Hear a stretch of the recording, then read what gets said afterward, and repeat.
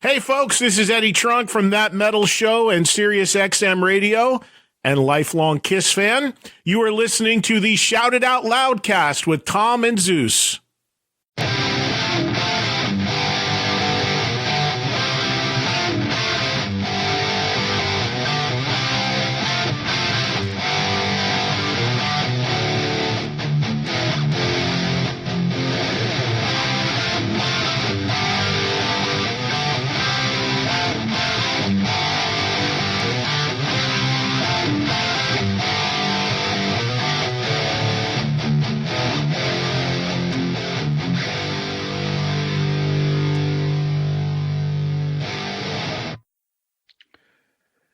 Greetings and salutations. Welcome to Shout It Out Loudcast. Don't turn your radio dial. You're in the right place because the album review crew is back with episode number 39. We are calling this one, Hey, Sweet Sister Mary, there's a revolution calling for you. I forgot where it was. Oh, I remember now. The revolution's in my pants. X marks the spot. Come speak to me. I'll show you. Tommy, Zeus, how are you? Your one-man death machine is reporting for duty. God. As soon as I saw revolution, I'm like, oh, yeah, this is going to be a revolution in my pants. I remember everything. Okay, Nikki. Here we go. dude. So this is our Patreon pick. Woohoo! That's out of the bag. Dude, the amount of hair pulling I've been doing silently because the Patreon people in our community are so ecstatic about us doing this album. We found a new group, Tom, and they're called the Mindtards because they are fucking over the top with this shit. I love it. Patreon people, you have done God's work because you did moving pictures for me, and you have done Operation Mindcrime for me because this has been on my list too. So, Christ, now that I think about it, this is bullshit. Yeah, the Patreon pick with these fucking horrible selections. Hey, they did night songs. I thought that sucked. That was the only one that they picked that was good. Was it? Wait, did we have one more? No. Yeah, we did. We only did. had three so far. What was the other one? Isn't this is the fourth pick?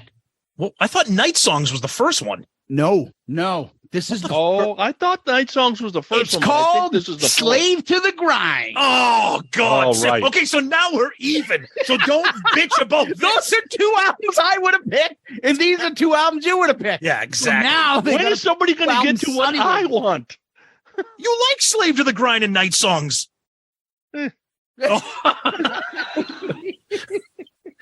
I'm telling you, people don't understand the process it takes to get a Patreon pick. Everybody's got to get their submissions, then we have to review them, then we have to do a poll, then people have to vote, and it's. Oh yeah, how did that Mindcrime poll go? That it blew whatever the top four picks were. It blew it away. It was big. Yeah, it got it's like probably 40, the biggest. I think it got 45% of the votes out of the which is like I think probably the most for any Patreon pick.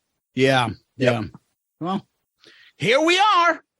But before we get to this, let's go over last month's pick. It was "Come and Get It" by Whitesnake. I'm assuming we did a poll. We did, yep. And as always, we picked 4 songs from the album for the poll, and the 4 songs were "Don't Break My Heart," "Till the Day I Die," "Wine, Women, and Song," and "Would I Lie to You." 40% "Don't Break My Heart." "Till the Day I Die" at 34, "Wine, Women, and Song" at 23. Ugh, fucking dumb song. Do you remember our bet, Sonny? Yeah, like 5 people took the survey. It doesn't count when you get 2 votes of 40%. There was like 10 votes.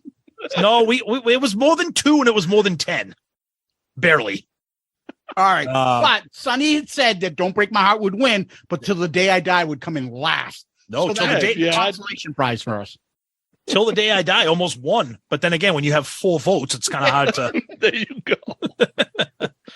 Couple comments here. Our buddy Tony from Restrain Him. We didn't forget. He did the intro music to our episode. God. He's the album review crew intro guy. Who is that guy without the facial hair? Who is that? Yeah, Tony, get that back.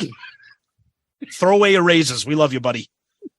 So Tony says, Till the Day I Die is the only interesting song on this record. The rest of the songs are mediocre at best. Overall, this album is meh. Not an album I would ever seek out to listen to again. Should I attack him? Because I think he's going to think because this is what he does every single time. You think he's attacking interesting, but see, you calls music interesting. You guys do, because you tried to tell me that, what was it, moving pictures? What am I supposed to do with this? This isn't interesting. I didn't say it was interesting. I didn't say musically. Not interesting in let me write a thesis on this. What do you mean interesting? I don't Operation Mindcrime is interesting. That's a good way of describing it. This would be interesting. No, I don't know if it's good. It's neither. Nor listenable. But I'm just saying, who goes and buys music because it's interesting? Well, I do get Tony's point that the Whitesnake songs are very, very, very stripped down, and they're not bad, but they're just very basic white blues music from the 70s. I love that shit. Okay, well, that's great. That's why you picked it. Exactly. Great. But it doesn't make it non-interesting because it's a genre of music. Yeah, that's all right. Let's not spend more time talking. Okay, Tony. Fucking Restrained 2, your fourth album. Let's see here. Lee Graham, our buddy, love this album. Early Whitesnake is timeless, bluesy, classic rock. And responding to Tom's comment, I am an Adam and the Ants fan. I love Kings of the Wild Frontier. Yes, because we talked about how Kings of the Wild Frontier, I believe, was number 1 on the charts. Whitesnake was trying to knock it out. I believe that's how that got up. Adam and the Ants. Who doesn't love them? Dizzy Dean's picket fence teeth chimes in and says, quote, I'm Ian Pace, motherfucker. Wow. Buddy Nige, fun episode. I'm not a huge fan of the boogie bass Whitesnake, but this album does have some real gems. But David Coverdale's Just Stick It Into Your Pants line is the single cringiest moment in the history of recorded music. Wow. That's a statement. You might not be that off there, Nige. We love you, buddy. To get in your pants. Have you listened to Steel Panther? Just wondering. Yeah, but Steel Panther knows that they're ridiculous. They're trying to be ridiculous. What else we got here? Let's see. We will go to MD says, not sure who did it first, but the 2 guitarist band I know who would credit who did solos is Judas Priest with KK Downing and Glenn Tipton. Always love that. Speaking of love, pay attention, Sonny Pooney. I fucking love Adam and the Ants. King of the Wild Frontier is a great album. Yeah, Tom. Woo! All right. That's Twitter. Yeah, British new wave Adam and the Ants. Good God. Yeah. All right. Let's go over to the Book of Face. Jason Warden. Awesome. Love seeing these in my Apple podcast library in the morning.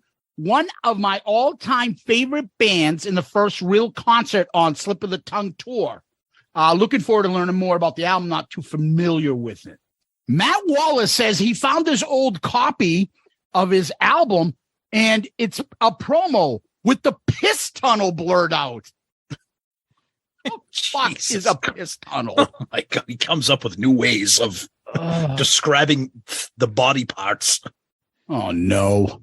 Oh. Bill Sharp. Message to Tom on regards to Adam and the Ants. We had more feedback on this stupid fucking band. Yeah.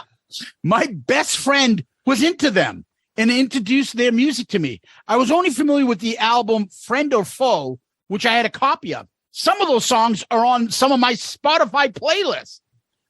Friend or Foe is an Adam Ants solo album after he left the band Adam and the Ants. So I think we've talked enough about Adam and the Ants today. That you know that is beyond sad. Yes. I don't want to ever hear shit about bad English after you spouted fucking trivia about Adam and the fucking Ants. Those are factoids. Get your Adam Ants solo career shit Good straight. Lord. Hey, Johan Alnelia says it's the best Snake album. Sean Phillips, absolutely brilliant record. What?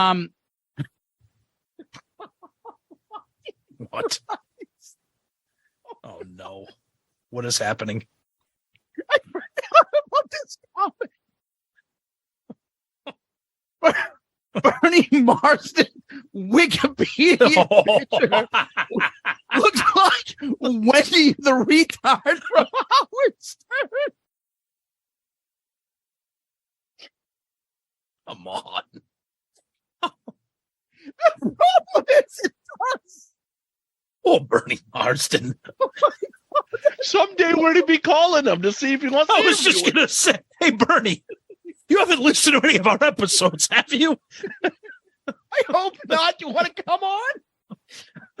Holy shit.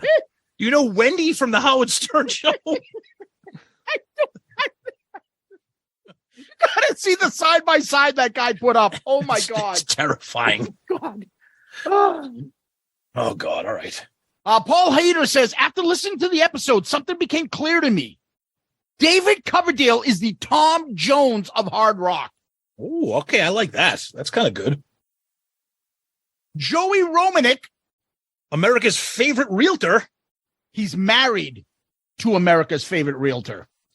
I haven't listened to the whole episode yet, but I'm 100% sure that Sonny says, this is my bang zone at least 5 times. And he'll place the album at least 10 spots above Moving Pictures, which is absurd. I like this. People predicting what Sonny's going to do during the episodes. It's a good idea. Start taking bets. We'll do like a DraftKings thing. Yeah. Okay. All right. Adam Tyler Landry. Sonny, 100% right. David Coverdale is the horniest British singer ever. 100%. Wrong that there are no Adam Ant fans. Yeah. Right. I was named after him and I've seen him twice. Oh, other than that, great episode. Oh, that's fantastic. I love that.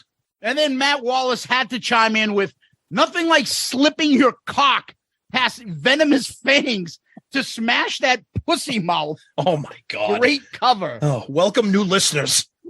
Jesus Christ. What is the matter with us? On our Instagram page, Heavy Mayo asks, what's up with the snake tongue? Oh, Heavy Mayo. Over on our YouTube page, Devin Dungan, great episode, classic album. Love the classic British era Whitesnake. Some of their best material. Scott Whelan, I am an Adam and the Ants fan. Patrick, Adam and the Ants fucking rule. Tom, you should review the album solo. Hey, I got the March ARC is my pick. Maybe all this And feedback. he adds, I can listen to you talk shop all day, Tom. Me? Oh, Well, get there's ready. something wrong with him. We're going to do Kings of the Wild Frontier for March ARC. I'm going to announce it now. And that's what I got, guys. Sonny, we got some emails? Yeah, we got one email from Jason W. Another great review of Whitesnake. Whitesnake will always have a special place for me as it was my first concert with bad English. Oh, Yeah, baby. no. Opening 1990 Slip of the Tongue tour. What? Got to go backstage and meet Tawny and David. Both nice folks, no divas. Thank you, Zeus, for choosing this one. Has inspired me to go back in David's history, starting with Purple and the Whitesnake albums before 87, and rediscovered this great band. I truly don't get Sonny's meh comments on some of these tunes. You weren't listening close enough, that's why. Definitely Team Zeus on this one, but the different points of view, no matter how outrageous they may be, is what helps make Shout It Out Loudcast so goddamn enjoyable. In difference of opinion, wait till we're done with this piece of shit that we're reviewing today. God. Here we go. Wait, so let me back up here. Bad English toured with Whitesnake? Yeah, they opened for him. What the fuck? 1990. That's terrible. Great show. Great show. That is not a great show. It was a great show. It's not. That's not the great show. No. Adam and the Ants should have opened up. Oh my god. Dude, what are we doing? Adam and the Ants. That's Adam. Let me correct you. That is Adam Ant solo material you're singing right there. That is not Is Adam. the strip Ant. one too? Will you That's also- strip for me? That's also solo. That's Adam Oh, Ant. solo. sorry. Look, I'll educate you all next month when we do Adam and the Ants. Yikes. Let's Okay. move on. But before we do, let's take a quick break while Tom sets up the Adam and the Ants Piss Army. I don't know. All right, we're back, all you ant tards. So It's time to talk Dr. X. Oh my God. Yes. Oh yeah. So this is a Patreon pick. This is the fourth time we've done this. The Patreon pick is this one is by far the most popular of the picks we've done so far. This is Queensryche's Operation Mindcrime. I'll tell you guys how I got into it, when I got into it, and all that. It was like 3-4 weeks ago. I bought the album. What? I had to. You never owned this album? No. Oh my God Almighty! I don't own one thing by Queensryche. I honestly cannot believe that. But go ahead. Proudly. Okay. We'll see how this episode goes, though. I don't know. I didn't own anything by them. I never liked the band. They were too much. I don't know. They just didn't fit something for me, and they were very different. Again, had the respect for them because I could see the talent, but never got into them. So this is all new to me. Over to you guys. Yeah. So for me, I got into Queensryche when this album came out in high school. And again, Queensryche, another victim. I see it with Tesla. This fucking band is not hair metal. Okay. Sirius XM, if you're listening, because I know you are, stop playing Queensryche on Hair Nation. They're not. Okay. Stop it. So I got into Operation Mindcrime just because I don't believe in love and Eyes of a Stranger were big, quote unquote, at the time. I didn't really know anything about the band. I didn't really know anything about the album. I had the CD, listened to it a little bit more in college because I started to, you start to meet different people who kind of like different music, different bands. Still never really paid attention to the entire album, like in order, the story. But the songs that were popular, like I said, Eyes of a Stranger, I Don't Believe in Love, Spreading the Disease, Breaking the Silence, all those things, really got into them. And then Empire comes out. Empire was just massive with Silent Lucidity and then a shit ton of popular songs off that. Then I went backwards a little bit to Rage for Order, which came out before Mindcrime. But that's pretty much it for me. And I think that's because of the era of the music. So as popular as Empire was and as awesome as Empire is, that was 1990, 91, finished high school, got into college, and music just changed a little bit for me with grunge and all that kind of stuff. But I've always been a huge fan of this album. We saw Queensryche on the Kiss Cruise last year with Todd LaTorre, the new singer. They were incredible. I saw Queensryche with Geoff Tate when he played this album in its entirety in order, which was incredible if you're a fan of it like I am. So I would say I am a huge Queensryche fan with the caveat that only part of their catalog. So I guess I'm a huge fan of part of their catalog, if that makes sense. I come into Queensryche Rage for Order. I had heard Walk in the Shadows on MTV. I paid attention to it, thought it was a cool song, but didn't own the album. 12, 18 months later, you see it on advertisements at a Tower Records, or you see it in Circus Magazine or whatever, that they're going to release a new album and it's going to be a concept album. And I'm like, oh, fuck, not interested. Right. And then I saw Eyes of a Stranger and I Don't Believe in Love on MTV. And I'm like, all right, I probably need to go get this. So I go get the cassette. And so I bought that cassette in 88. So I've had it forever. I'll leave my feelings about the total album here in a little bit. I've actually seen Queensryche 8 or 10 times. Saw him in 88, at the end of 88, open for Metallica. Saw him in 91, open for Metallica, and then headline. Nice. And Warrior Soul open for them. Saw him in 95. Opening act was Typo Negative, by the way. Ooh. And then didn't see him again until Monsters of Rock. They've been on Monsters of Rock a couple of times. So from 95, I had not seen him for 20 years until I saw him on Monsters of Rock.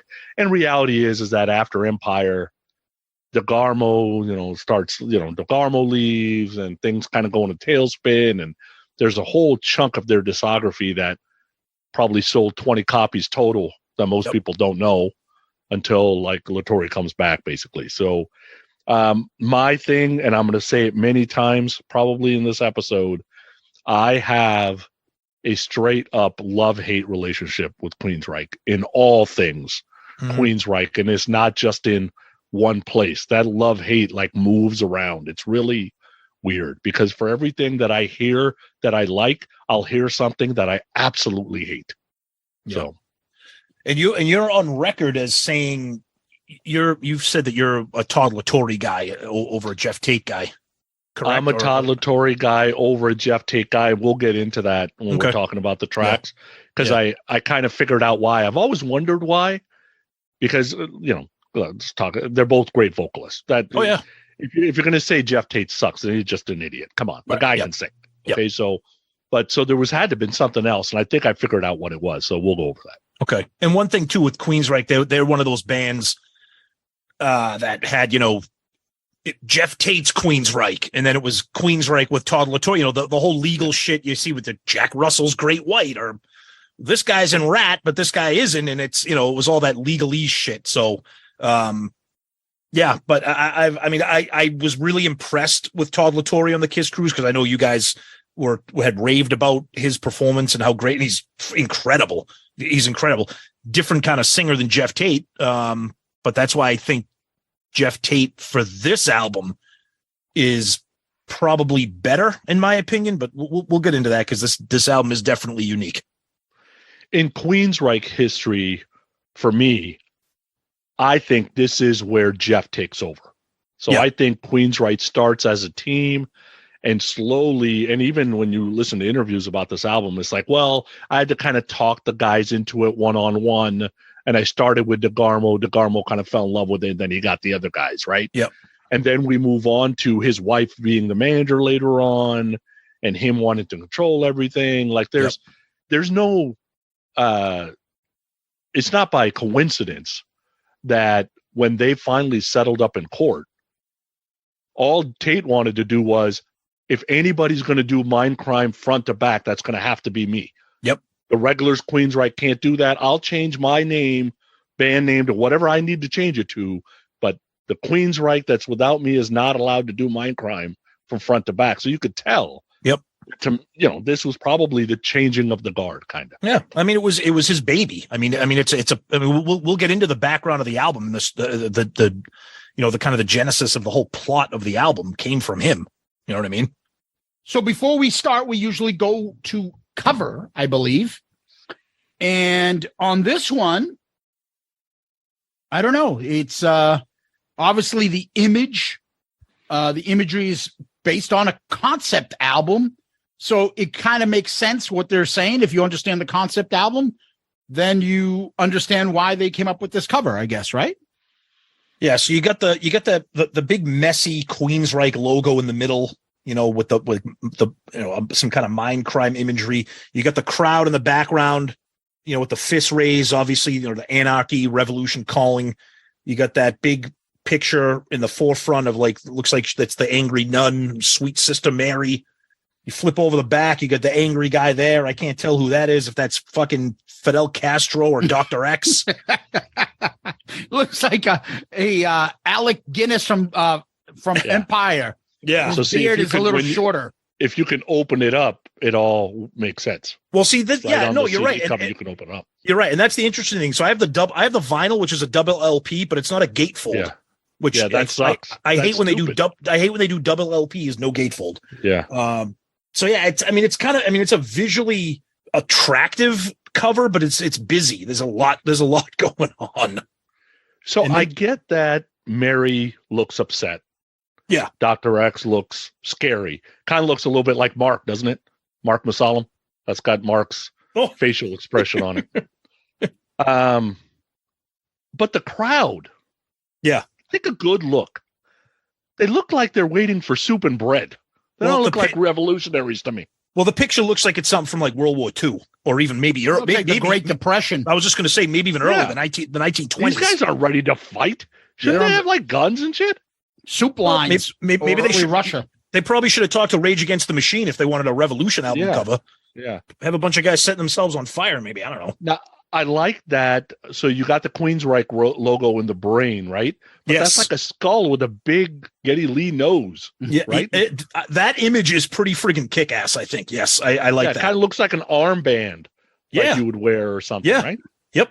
It's kind of wild. And then you got the inner sleeve, which has a very handsome photo of the band. They all look like, I mean, with the exception of Geoff Tate, because I will say Geoff Tate has a very unique look about him. Yeah, they hit him pretty good. All four of these guys look like they could be in about 65 other 80s bands. And that's why they're played on Hair Nation. I agree. And we'll talk about the videos when we get there, but they're doing hair metal moves. So DeGarmo and Wilton, I think, wanted to be hair metal guys. I agree. Yeah, no, I totally agree that they wanted that, but this is not hair. This is just 80s hard, like prog rock, concept rock, at least for this album. I mean, this is when they really took that kind of he admitted it's a rock opera concept album. But yeah, other than Geoff Tate, these four of the guys, they just look like cookie cutter 80s dudes. Which this I guess picture's a little weird too, because look at it, almost looks like DeGarmo's coming into the picture last minute. I was going to say it's like he's photoshopped in. Like, hey, we forgot to put him in. Yeah, it's weird. Yeah, and then you get the lyrics. Yeah, that's about it. So it's kind of there's a lot going on with the cover. I like the black and white with a hint of red, and then the yellow. Like that works. I agree. Yeah, I think, like I said, I think it is visually. It pulls you in. Yeah. You know, because it forces you to try to figure out what the hell you're looking at. So let's talk about the album. It was released May 3rd, 1988. And as you said, Tom, this is like fucking heyday hair metal. Yep. So they get, like it or not, they get thrown in there. It was produced by Peter Collins. Want to tell us a little bit about him, Tom? Peter Collins. Yeah, he's a big name producer. He's done Bon Jovi, Billy Squier, Rush. That's why Air Supply. Yeah. That's why so he did I one good band. Hey, how dare you?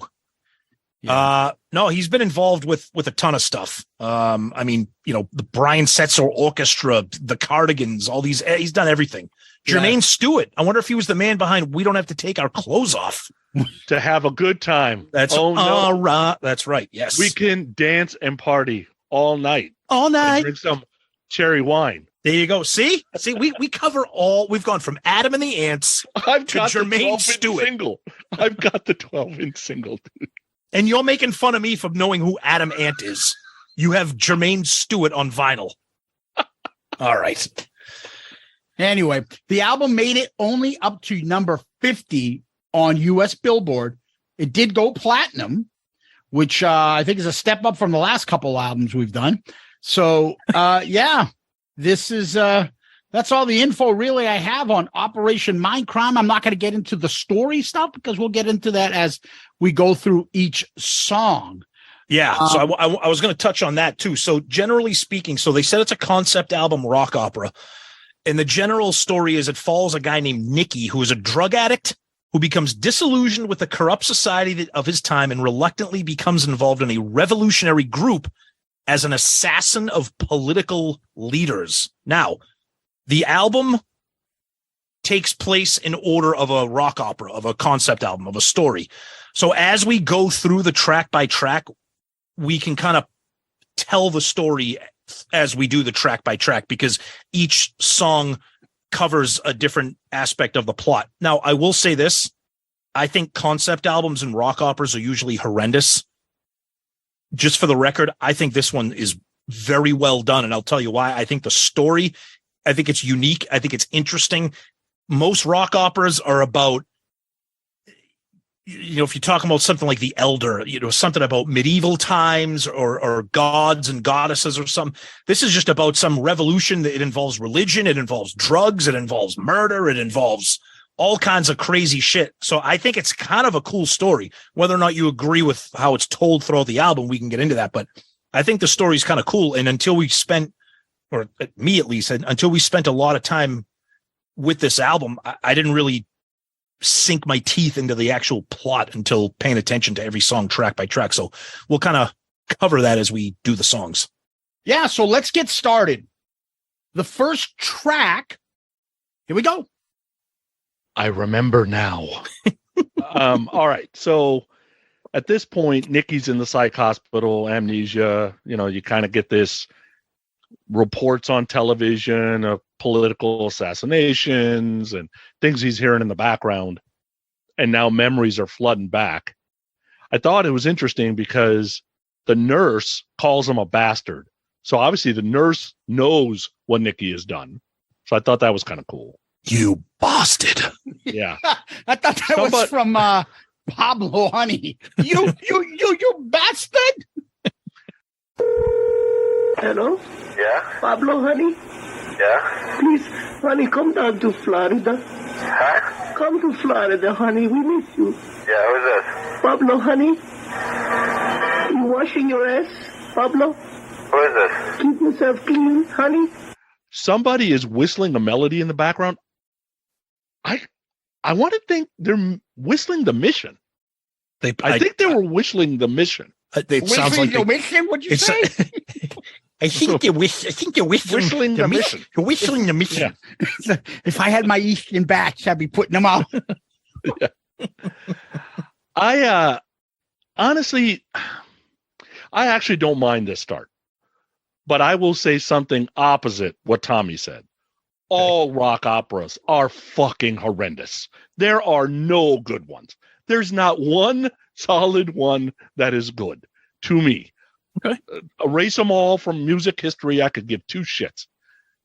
Well, we're looking at what? We're looking at Tommy. We're looking for anything you want to label an opera. Like Half of Sabotage is a rock opera. 2112 by Rush is kind of one, or at least a concept album. I mean, you know, shit. All of them. Don't like any of them. Yeah, I hear you because usually they're over the top, horny, and unlistenable. Whether or not you think that applies to this album, we'll get to that eventually. But yeah, but this I remember now because it's almost like they're not telling the story, but they're kind of telling the story. This actually works for me. So when we're going to the love-hate thing, this actually works. Yeah, I agree. I think it works. It really works for me because you don't just have the songs, you have these little like interludes, these little like movie clips per se. And you know, first of all, the British nurse, she sounds fucking hot. You know, I'm like, right. I mean, She's might be 300 pounds. I don't care. Her voice. I mean, this might be my number one ranked song like on the entire album. From Pitch Perfect. That's okay. But backing up a little bit, even before we get into this. So the idea for this album, Sonny hinted at this a little bit when we were talking. The idea for the album came, again, Geoff Tate, when he was living in Canada. He was listening to members of a militant Quebec separatist movement that he became friends with, and they were in some of these people were in organizations that were involved in terrorism. And then he started thinking of some of the friends that he had who had become derelicts and criminals because of their drug use. So he started coming up with this story. And again, we mentioned Nikki is the main protagonist of the story. And the album starts with him remembering. And then all these, this flood of memories come back. And then we start telling the story. So I like it too, because the first track is kind of like, if this was a movie, you would see him in the hospital, and then the entire movie would be almost like a flashback, and then it would wrap around to how the album ends, which again, I think is a cool structure. So I Remember Now, written by Chris DeGarmo, Geoff Tate, and Michael Wilton. I thought it was Michael Wilbon.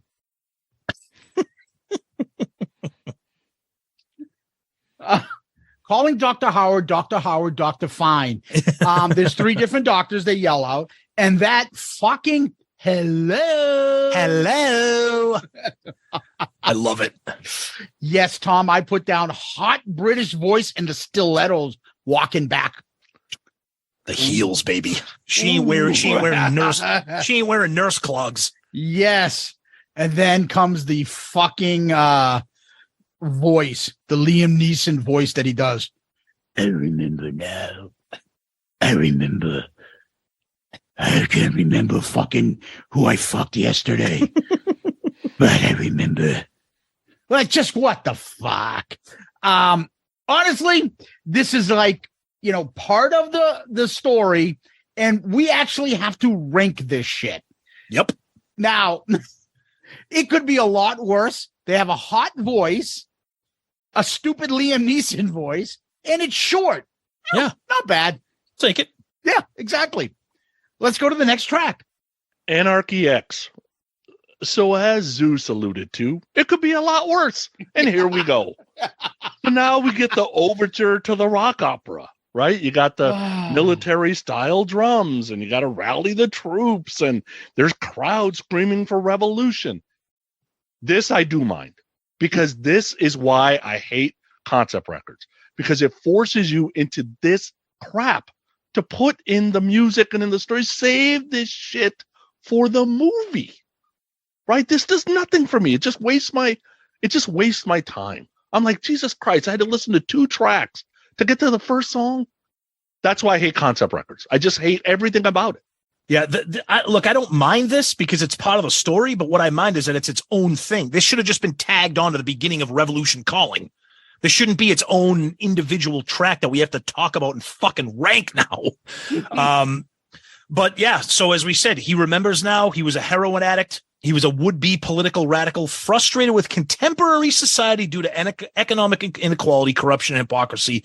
He was manipulated into joining a supposed secret organization dedicated to revolution. So what you're hearing is the crowd getting all worked up into a lather, apparently. Because they need soup? Yes, the soup lines. Taste the soup.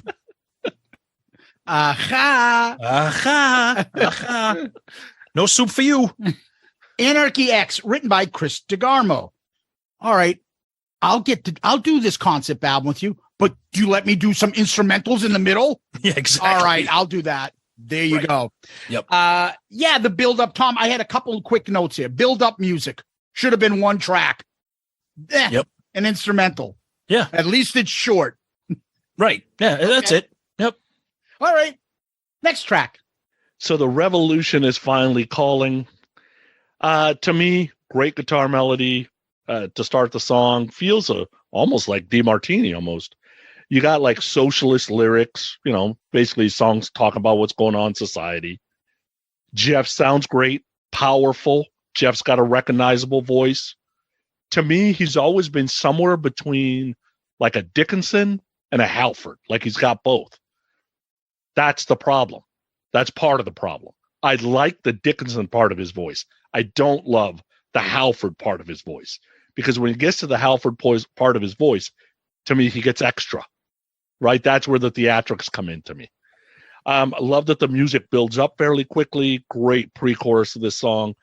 Love that the song's more rock than progressive. I like it that he added some of the controversies from the 80s, like PTL and all that stuff. So that's a good idea.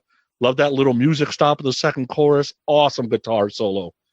This song's dictionary definition of the Queensryche I like. Right? This is a straight ahead rock song, not too prog. It doesn't get too drama, not too theatrical, and it's written very well. It's not the catchiest chorus on the planet. It's not like you're going to sing along to this later, but it absolutely works. Yeah, I'll stop by your comment with the Dickinson and Halford thing. That's the thing that I like about Geoff Tate is he approaches those guys, and I know this is going to be controversial, and I've probably said it before. I'm not a huge Priest or a huge Maiden fan because of Halford and Dickinson. Way too over-the-top operatic. Geoff Tate is close, but pulls back enough, or I can really enjoy what he's doing. The tone of his voice is a little bit different and not as squealy high as Halford sometimes, and not as operatic as Dickinson, but he approaches it. But yeah, I mean, right off the bat, let's just get this out of the way. Every fucking solo on this album is incredible. The guitar work is just incredible stuff here. His voice, I love before each chorus, like when he says, I used to trust the media to tell me the truth. And then he just goes into the chorus. I mean, seriously, listen to this. Almost every lyric in this song, whether you agree with it or not politically, applies to like what's going on right now. in our political arena with like news and coverage and the way people respond to things and the way people react to things. I think it's an incredible song. I love when the music stops near the end when he screams out "Revolution Calling." I think the band is just killing it right here. They should have opened with this and then gave us the "I Remember Now" Anarchy X type stuff. I get it. It might have not taken shape in the form of the story, but killer opening song here. Revolution Calling, written by Geoff Tate and Michael Wilbon again. I'm like, why do I know this opening? It's like the build up, and then he yells. Like, holy shit, is this Psycho Circus, the song? Oh, how dare you? Yeah, exactly. Fucking Paul Stanley ripped that off. This came out first. That's the build-up to Psycho Circus. He took it from this. No, other songs have build-up like this. It's not. And then like he does that concept. scream like this. That's what it sounds like to me, especially when you listen to the music from Anarchy X coming into this. That's what I got. First of all, the pre-chorus is really cool on this. And there's and I find myself saying that a lot about their songs on this album. The pre-chorus is really cool. Yep. I really liked it. So I used to trust the media when he starts off like that. Even the chorus sounds a little fucking Psycho Circus. Oh, he said bullshit. Ooh. Hey, it's 1988. I know. Giving their secretaries the slam. Body slam? What is he talking about? Oh, they're getting nothing while they're getting all this money. Is he talking about PTL? Is he talking about porking someone? Yeah, he is. Yeah, he porking is. their secretaries? Yeah, because he's talking about the religious dudes.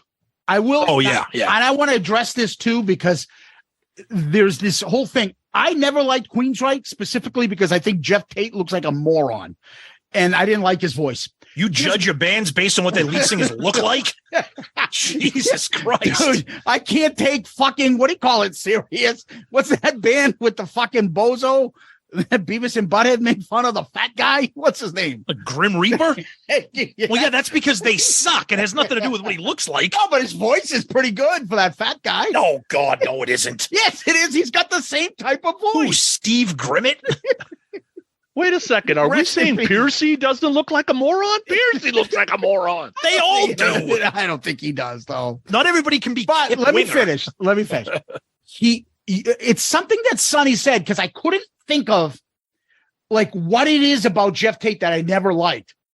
And you kind of said it, Sonny. And he falls in between it, because I can see why Tommy's like, there's something about Dickerson and Priest and Halford, their voice, the way they sing. You see the talent. You could tell they have a range that not many have. And the same thing with Geoff Tate. I think he's got a great, incredible voice. But he's got this thing, and Sonny, you said it somewhere in there. He's very theatrical when he's singing. Yeah. Oh, wicked. Everything is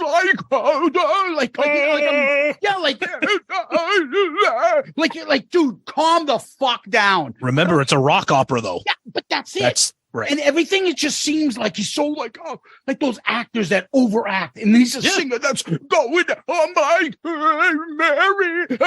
Dude, what the fuck? And that's it. He's got a theatrical way of singing. And it kind of, it just rubs me the wrong way.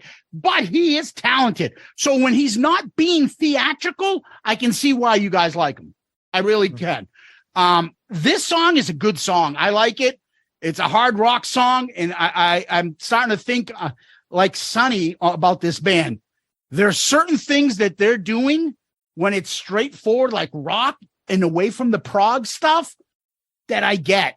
And like, I can get why you like this band. This song is a really good song. So I like this one. They started off good, and I kind of get, Tom, I don't know if they could do this without, it's okay. Like they did the talking and then the build up. That song should have been right into the beginning of Revolution Calling. I agree. Anarchy X shouldn't be in there, but I don't mind it because it's a concept album. Yeah, exactly. So you don't have to blow my brains out in the first song. I get it. You're setting a stage. So it's a different type of a listening experience, but this is a great way to start the first actual song, right? Mm-hmm. Mm-hmm. So anyway, let's go to the title track next. Operation Mindcrime. All right, so now we know Nikki's like an anti-hero. He's a drug addict. He's a hitman. He's a hero with flaws. Love the telephone ringing because the voice on the other end is supposed to say Mindcrime, and then it's supposed to like put Nikki into motion.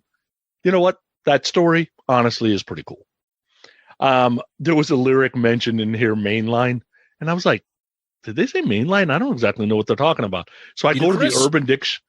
So I go to the Urban Dictionary, and it was a heroin reference. Yeah. And then it used it in a sentence and used the Mindcrime lyric. I couldn't believe that. Dictionary. Yep. I couldn't believe it. Chunky bass. The song almost has like a Black Sabbath feel at the beginning. Love the verse melody. Love the start-stop of the music in the verses. I think that's cool. All the little bass fills that Jackson's doing.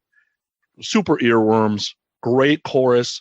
Dude, Wilton and DeGarmo are underrated guitarists because their singer is so theatrical and the music there's a lot going on. These guys don't really get, I guess, they don't always get mentioned with the DeMartinis and the George Lynches and all those guys. These guys kind of get lost in the mix on that, which is a little sad. I think it's a well-written rock song. It's the Queensryche I like. The song even ended like it was a Whitesnake type song. He even did a little Coverdale thing at the end. Great song. This is the Queensryche I like. Yeah, this is what I'm talking about with this album. I know people see 15 tracks, people see rock opera, people see these little interludes, but the actual songs fucking rip on this album. And this is another one. I mean, you know, Sonny said, we're getting to the story now. Mindcrime, that's the trigger word. You know, Nikki hears the word, and, you know, it's like in friggin' The Naked Gun when Reggie Jackson, the robot, to kill the queen. It's like Nikki's now going to kill somebody when he hears Mindcrime. Poor Geoff Tate. He just got compared to Naked Gun. Come on, that's a compliment. What are you talking about? Naked Gun is friggin' epic. I love that one with Reggie Jackson when he kills the queen. Come on. Mindcrime. But no, Sonny perfectly said, no one mentions Chris DeGarmo when you're talking about killer guitarists. I mean, what they're doing in this song, I mean, it's not going to be the last time we're going to talk about it, at least me. They're killing it. It's got a stomping, heavy groove.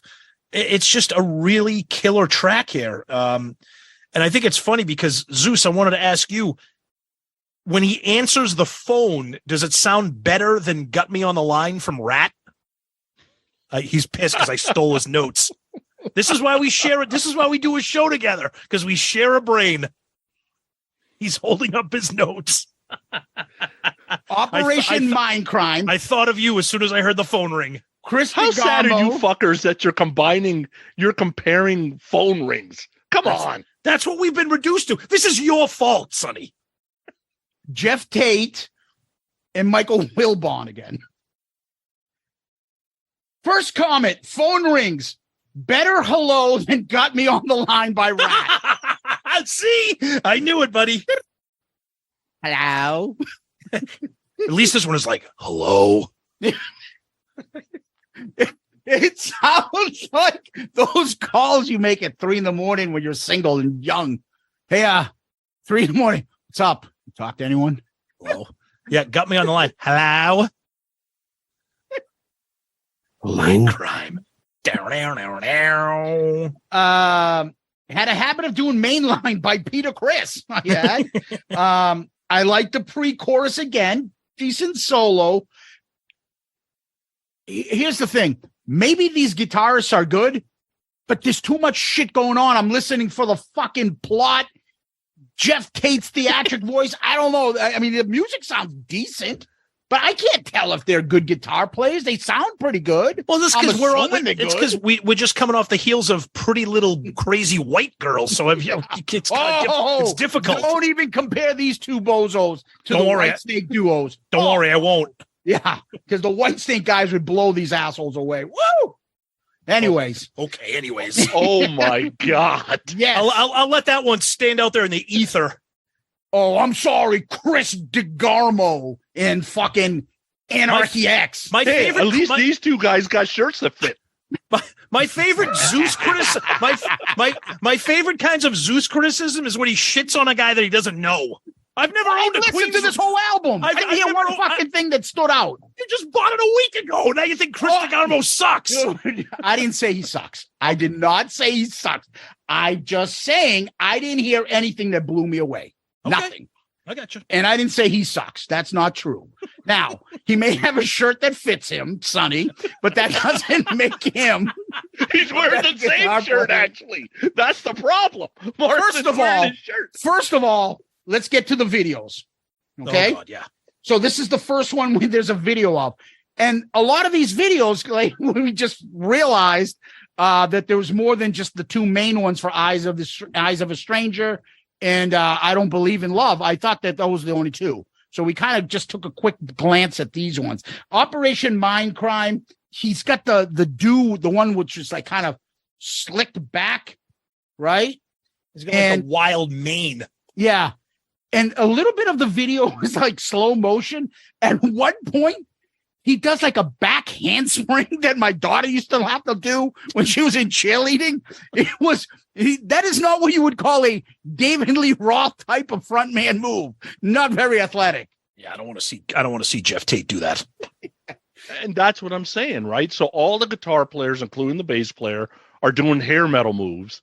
Yeah. You got Tate like tumbling and twirling and shit, but they don't want to be called hair And metal. he wears a wife beater in his leather pants, and he's got the worst flock of seagulls hairdo I've ever seen. On a Tell you, thank God. When I saw him, he was the bald Geoff Tate, which looks great, and all he was wearing was a black leather vest with nothing under it. He was sweating, wasn't he? Oh, it was fantastic. He was kicking ass. But He this looks video, like, hey Tom, he looks like good friend of the show and Sonny's Jeff Trott. The two of them are separated at birth these days. Kinda. I like Scott Rockenfeld's drums, the fucking chains and shit. Those are pretty cool. That is pretty kick-ass. All right. Yeah. You guys would know, but I'm not sure if it's this video, but one of these idiot guitar players has a Don Dokken hat. Oh, that's DeGarmo. Videos. Dude, he looks like the gunslinger from like one of the Stephen King movies or something. And he doesn't want to be hair metal? Really? And it's that awful Don Dokken hat from In My Dreams when he's doing the slow motion fist pumps. I He's noticed about 240, pushing 250. But you can pull that off in 1988, 89. You can do that. I didn't get why. Well, I guess I can spin the story and say Dr. X is making Nikki play Russian roulette to show us that he's got him under mind control. Yep. But if Nikki loses, he doesn't have anybody that can kill people. So that doesn't make any sense to me. Well, Nikki needs some help. He's got some problems. He's got a couple problems. He's waiting to find a nun he can bang. That's his problem right now. He hasn't got that yet. There's a lot of blasphemy in here. Oh, I love Blasphemy. it. As a Catholic, it's a great story. Blasphemy. People are Yes. lusting over the prostitute nun. Okay. You're a heroin addict banging nuns and killing people. The fuck are we talking about here? Killing priests. Oh, I Jesus. feel good. Oh, and you know today. what's funny? And you know what's funny? As a Catholic, this episode, I believe, will drop on Ash Wednesday during to start the Lenten season. There we go. All right. Wonderful. Let's go to the next track while we burn in hell. Speak the word. Word is all over. Oh, no. It's weird. It's okay. It's a little weird, but you get kind of used to it. I like the guitar melody at the beginning. Very Slash, felt Slash. That whole dude, when Geoff is screaming, "Speak to me," and then he faintly says it again, and then he says the pain you feel, and then he faintly says it again. I mean, that chorus is an earworm. And this whole thing about, the rich control the government, the media, the law.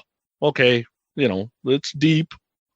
In the end, it's a well-written song, political rally type song. I get it. But here, I like the song. Let's stick a pin in that.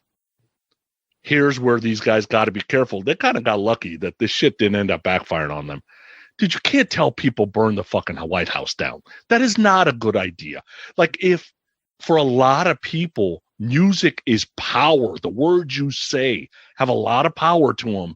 And you get the wrong person hearing shit like that, it's just too far. Like, you got to, like, they hadn't gone this far yet. You could have backed it off.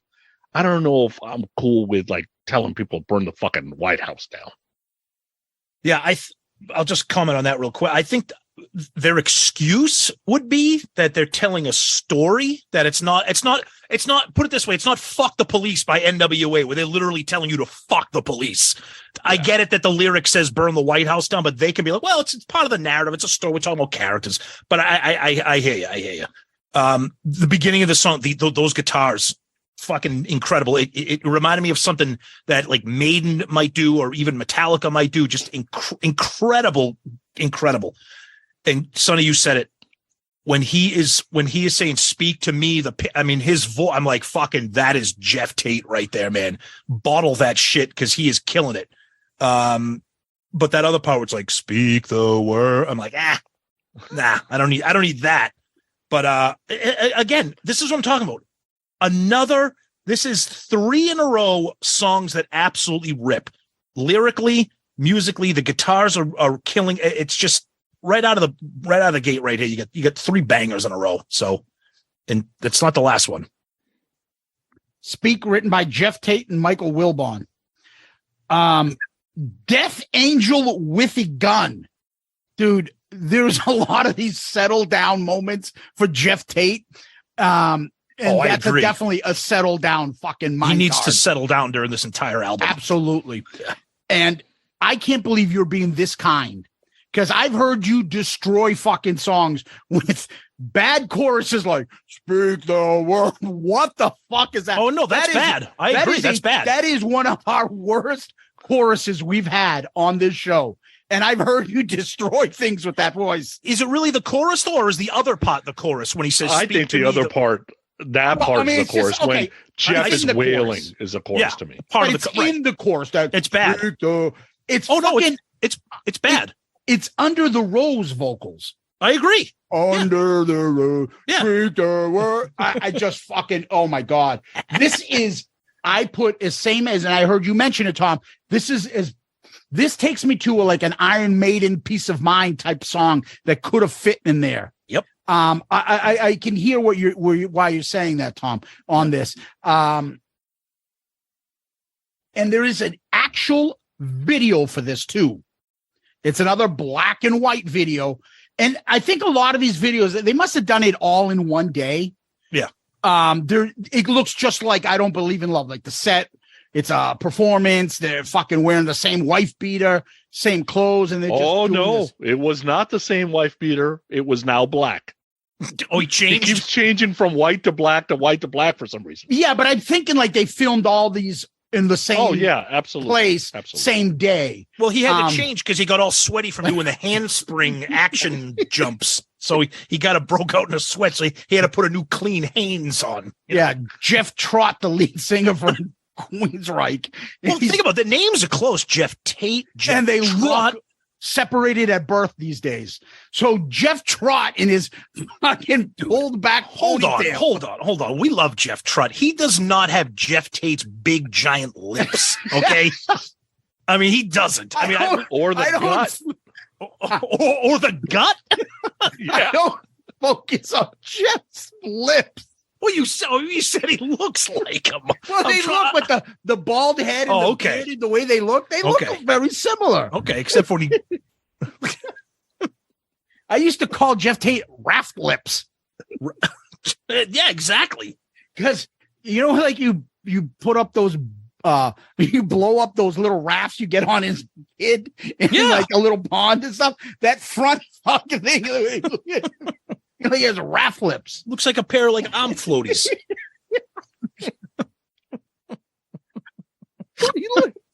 Water wings.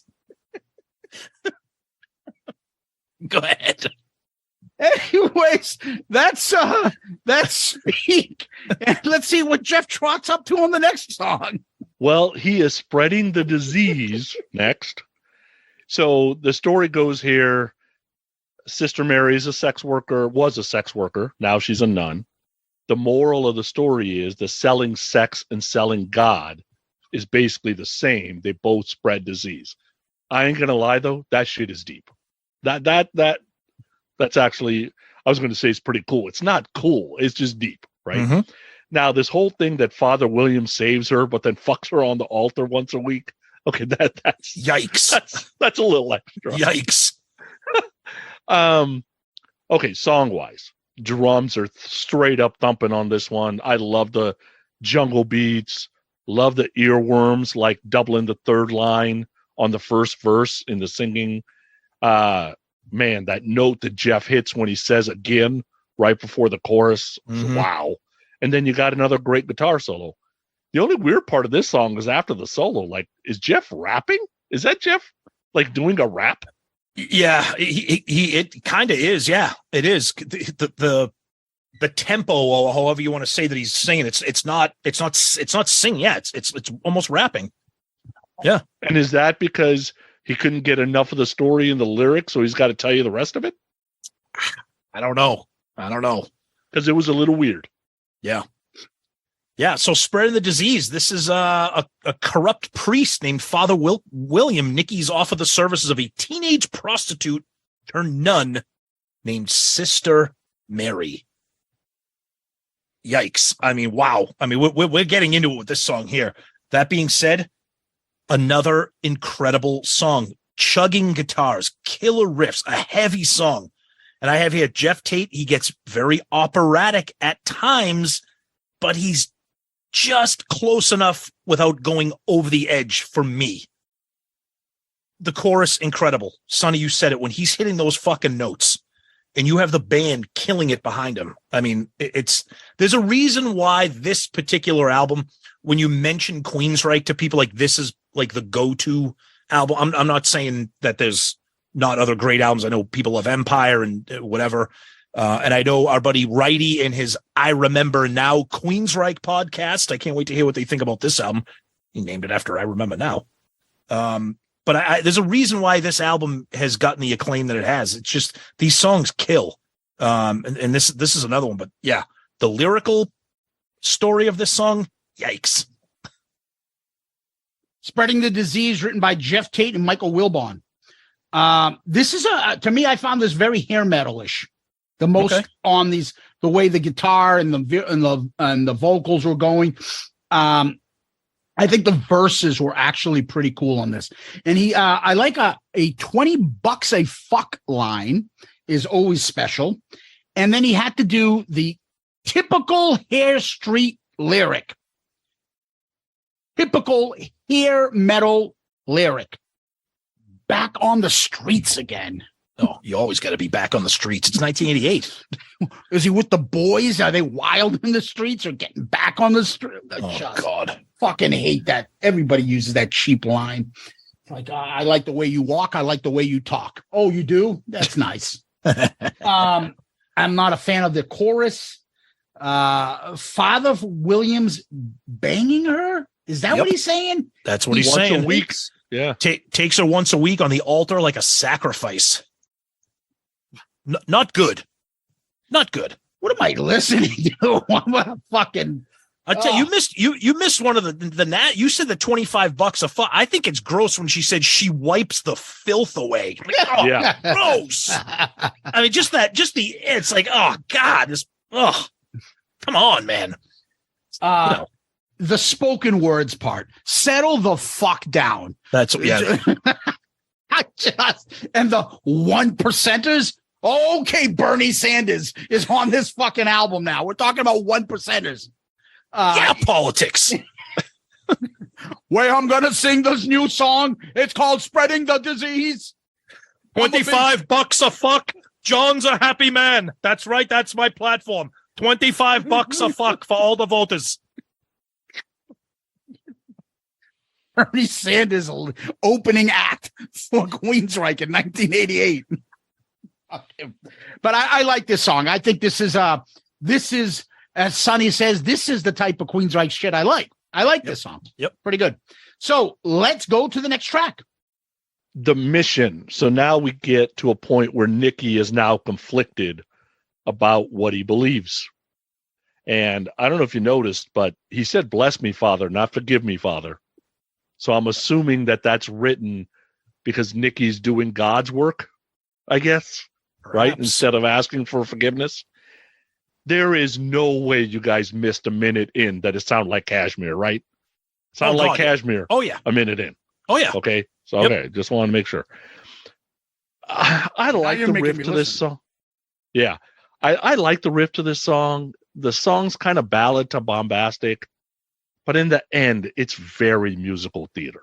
This, I did not love this song. The chorus is not great, and it just feels a little forced into the concept record thingy that you got to have this song that's just not great. And I didn't really get the song. I don't like it. Yeah, it didn't do nothing for me. Okay. So we talk about, or I do a lot on ARC about like track listing, track order. I think this is perfect. It allows in the realm of the story, it allows the listener to kind of catch their breath. It slows down and regroups because you've had these kick-ass guitar-driven songs, and now it slows down. And like we said, Nikki's kind of trying to figuring out what he's doing. He's enamored with the nun. Nikki's wondering what the fuck he's doing. He sees the Dr. X as kind of a wacko and all this stuff. And the other thing, I really think they do a great job with this mid to slow tempo type of song.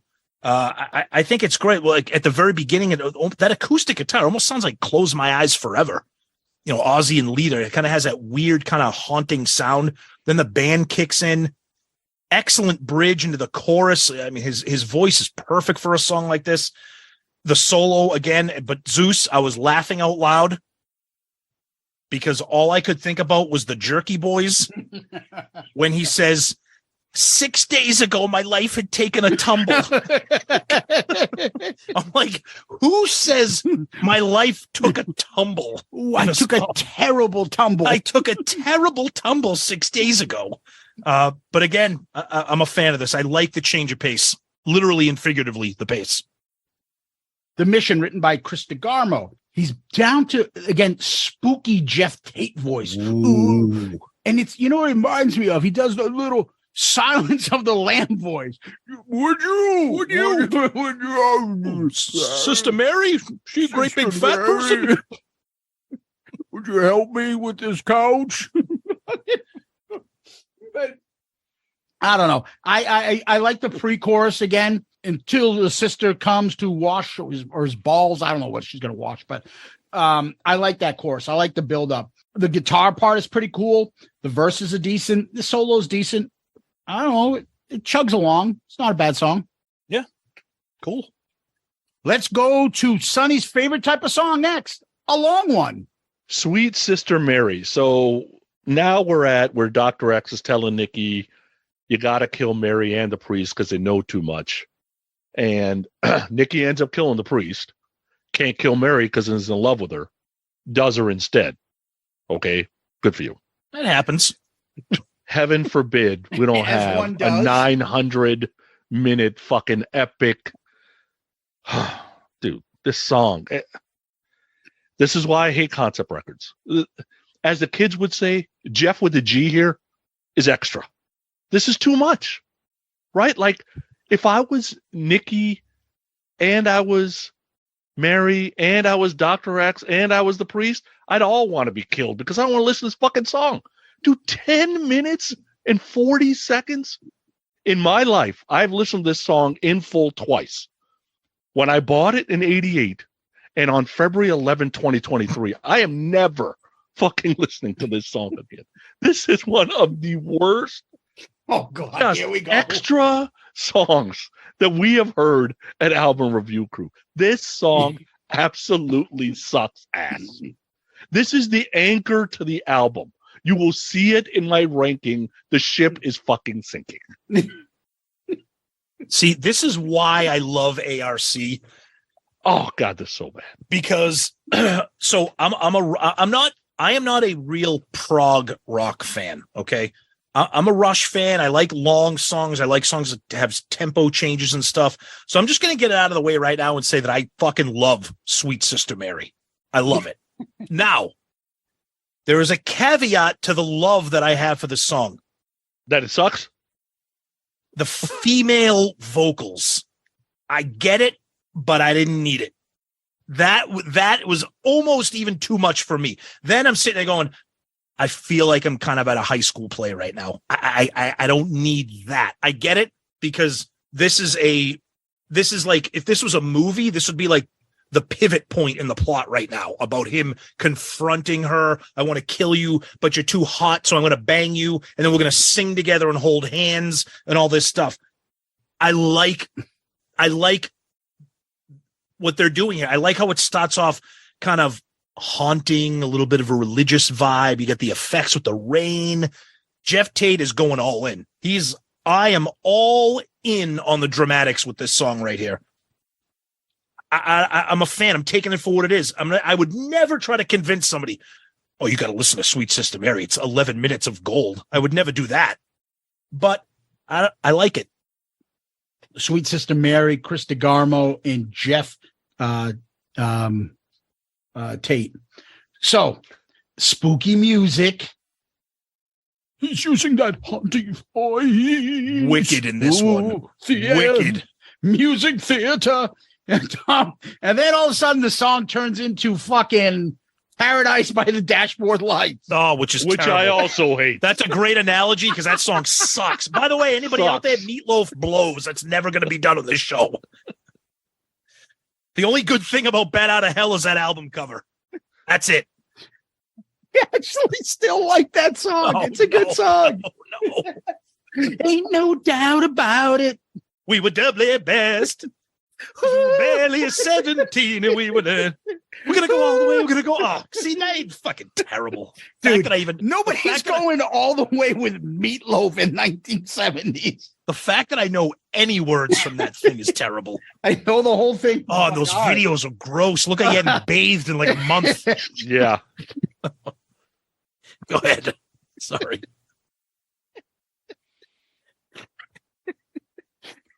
Short, fat Meatloaf with his hair blowing in the wind, whatever they got in the video. Oh, not a good look. No. This is very rock opera. This is, I don't know, the whole middle section has got that coma like GNR break that you're like, okay. Yeah, but you love that. I'm not complaining. I'm just saying it's there. Oh, okay. And then just he's back to the Silence of the Lamb voice. Sister Mary, would you? Yeah. Oh, he's laying it on thick in this one. Put my dog back. Put her in that fucking bucket, Mary. Don't you hurt my dog. Don't you hurt my ponytail. Ooh. Oh, come on. Fucking Jeff Trott. Anyways, let's go to the next track. The Needle Lies. The needle lies. So here we're at, confronting the addiction, basically songs about the excess of the 80s. I will admit it was refreshing to hear a metal band do kind of like an anti-drug type song instead of, sex, drugs, and rock and roll kind of thing. So that was kind of cool. I'm not a big needle guy, dude. There's no way I could do heroin. I cry when a needle comes anywhere near me. So I see it on TV. I look away. Like I can't handle that shit. Me too. The speed of this song. They get the Motorhead speed here. Like this is like well done Motorhead. I love all the great guitar fills. The chugging in the middle of the song works. The chorus is super catchy, and Geoff is fucking wailing. So by the time you get to The Needle Lies, compared to Sweet Sister Mary, this is a fucking masterpiece. Right? This song is actually pretty good. And I don't really like thrash. But if thrash sounded like this, I think I'd get into it probably. Yeah. First of all, you got a song that has a pick slide as you get right into the guitars right there. I'm sold. But this song is just looking back. I'm like, why was this song not released as a single? And I can kind of see why. It was 1988. This was not what people wanted to think that Queensryche was. They wanted to stick with those mid to upper tempo type songs. This right here, this is probably the best song that Iron Maiden never wrote. This is, and then there are portions of this song where the riffs are real chugging with those drums, and it's early thrash Metallica. That's why, again, that's one of the, for me, one of the things that attracts me to this album is there's so many different things that you get in it. This, to me, is the hidden gem of this album. This song is an absolute killer from top to bottom. Geoff Tate again, but what the guitars are doing and what Scott's doing on the drums, absolutely killer track right here. The Needle Lies, written by Jeff Trott and Michael Wilbon. I have the same thing. Tom, I said this music, Iron Maiden. Yep. I mean, fast, decent. I like the variety that this band gives me. I don't know what I'm going to get in the next track. This is a decent song. I don't have much to it. It continues the storyline, obviously, and it begins with the conversation. I've had enough. I want out. You can't walk away now. Okay. So, I don't know. Not too bad. So, let's go to the next track. Electric Requiem. Just those two words should be enough, shouldn't it? It's actually a cool name for a band. Complete waste of fucking time. You don't like stories. Not necessary. I get it. Moody shit. Trying to save it for the fucking movie. This is why I hate concept records. They're taking all these good songs and putting them around this shit to create the story, and it does nothing for me. I'll wait for the movie. Keep it there. I don't need a soundtrack in the middle of my album. You don't own any like musical scores from movies, do you? I don't like any of that shit. I like music soundtracks that have actual but like songs. Scores. No, fuck no. I'm not going to put in Star Wars and listen to musical scores by whatever fucked up piano players doing it. I've done that. I like scores. Oh, I hate it. Yeah. Hate everything about it. Because for me, it's all about lyrics, melody, the feel, the groove. And this is just a complete waste of time for me. It's just, this is extra. You don't need it here. Well, okay, but it tells the story. Nikki, and that's why I hate concept records. He finds that Mary is now dead. Whatever. And he's sad. Don't leave me. Sister Mary's dead? Even in death, you still look sad. Come on, poor Geoff Tate. Come on, Mary's dead. But to me, I'm just glad it's not very long. It's just a little bridge to story. That's it. That's all it is. Waste of time. How much time did it take? How much time did it take out of your life? It's a waste of time. How dare you? You don't even care about Mary.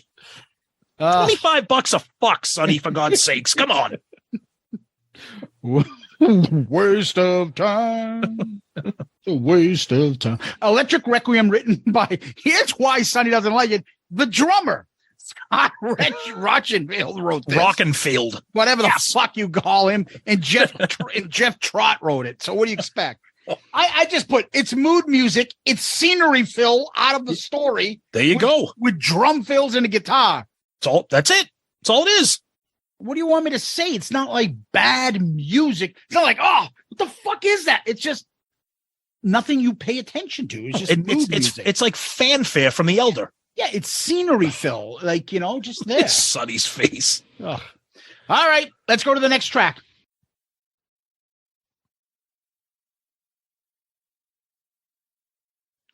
Breaking the silence. All right, so here Nikki's basically just losing his shit.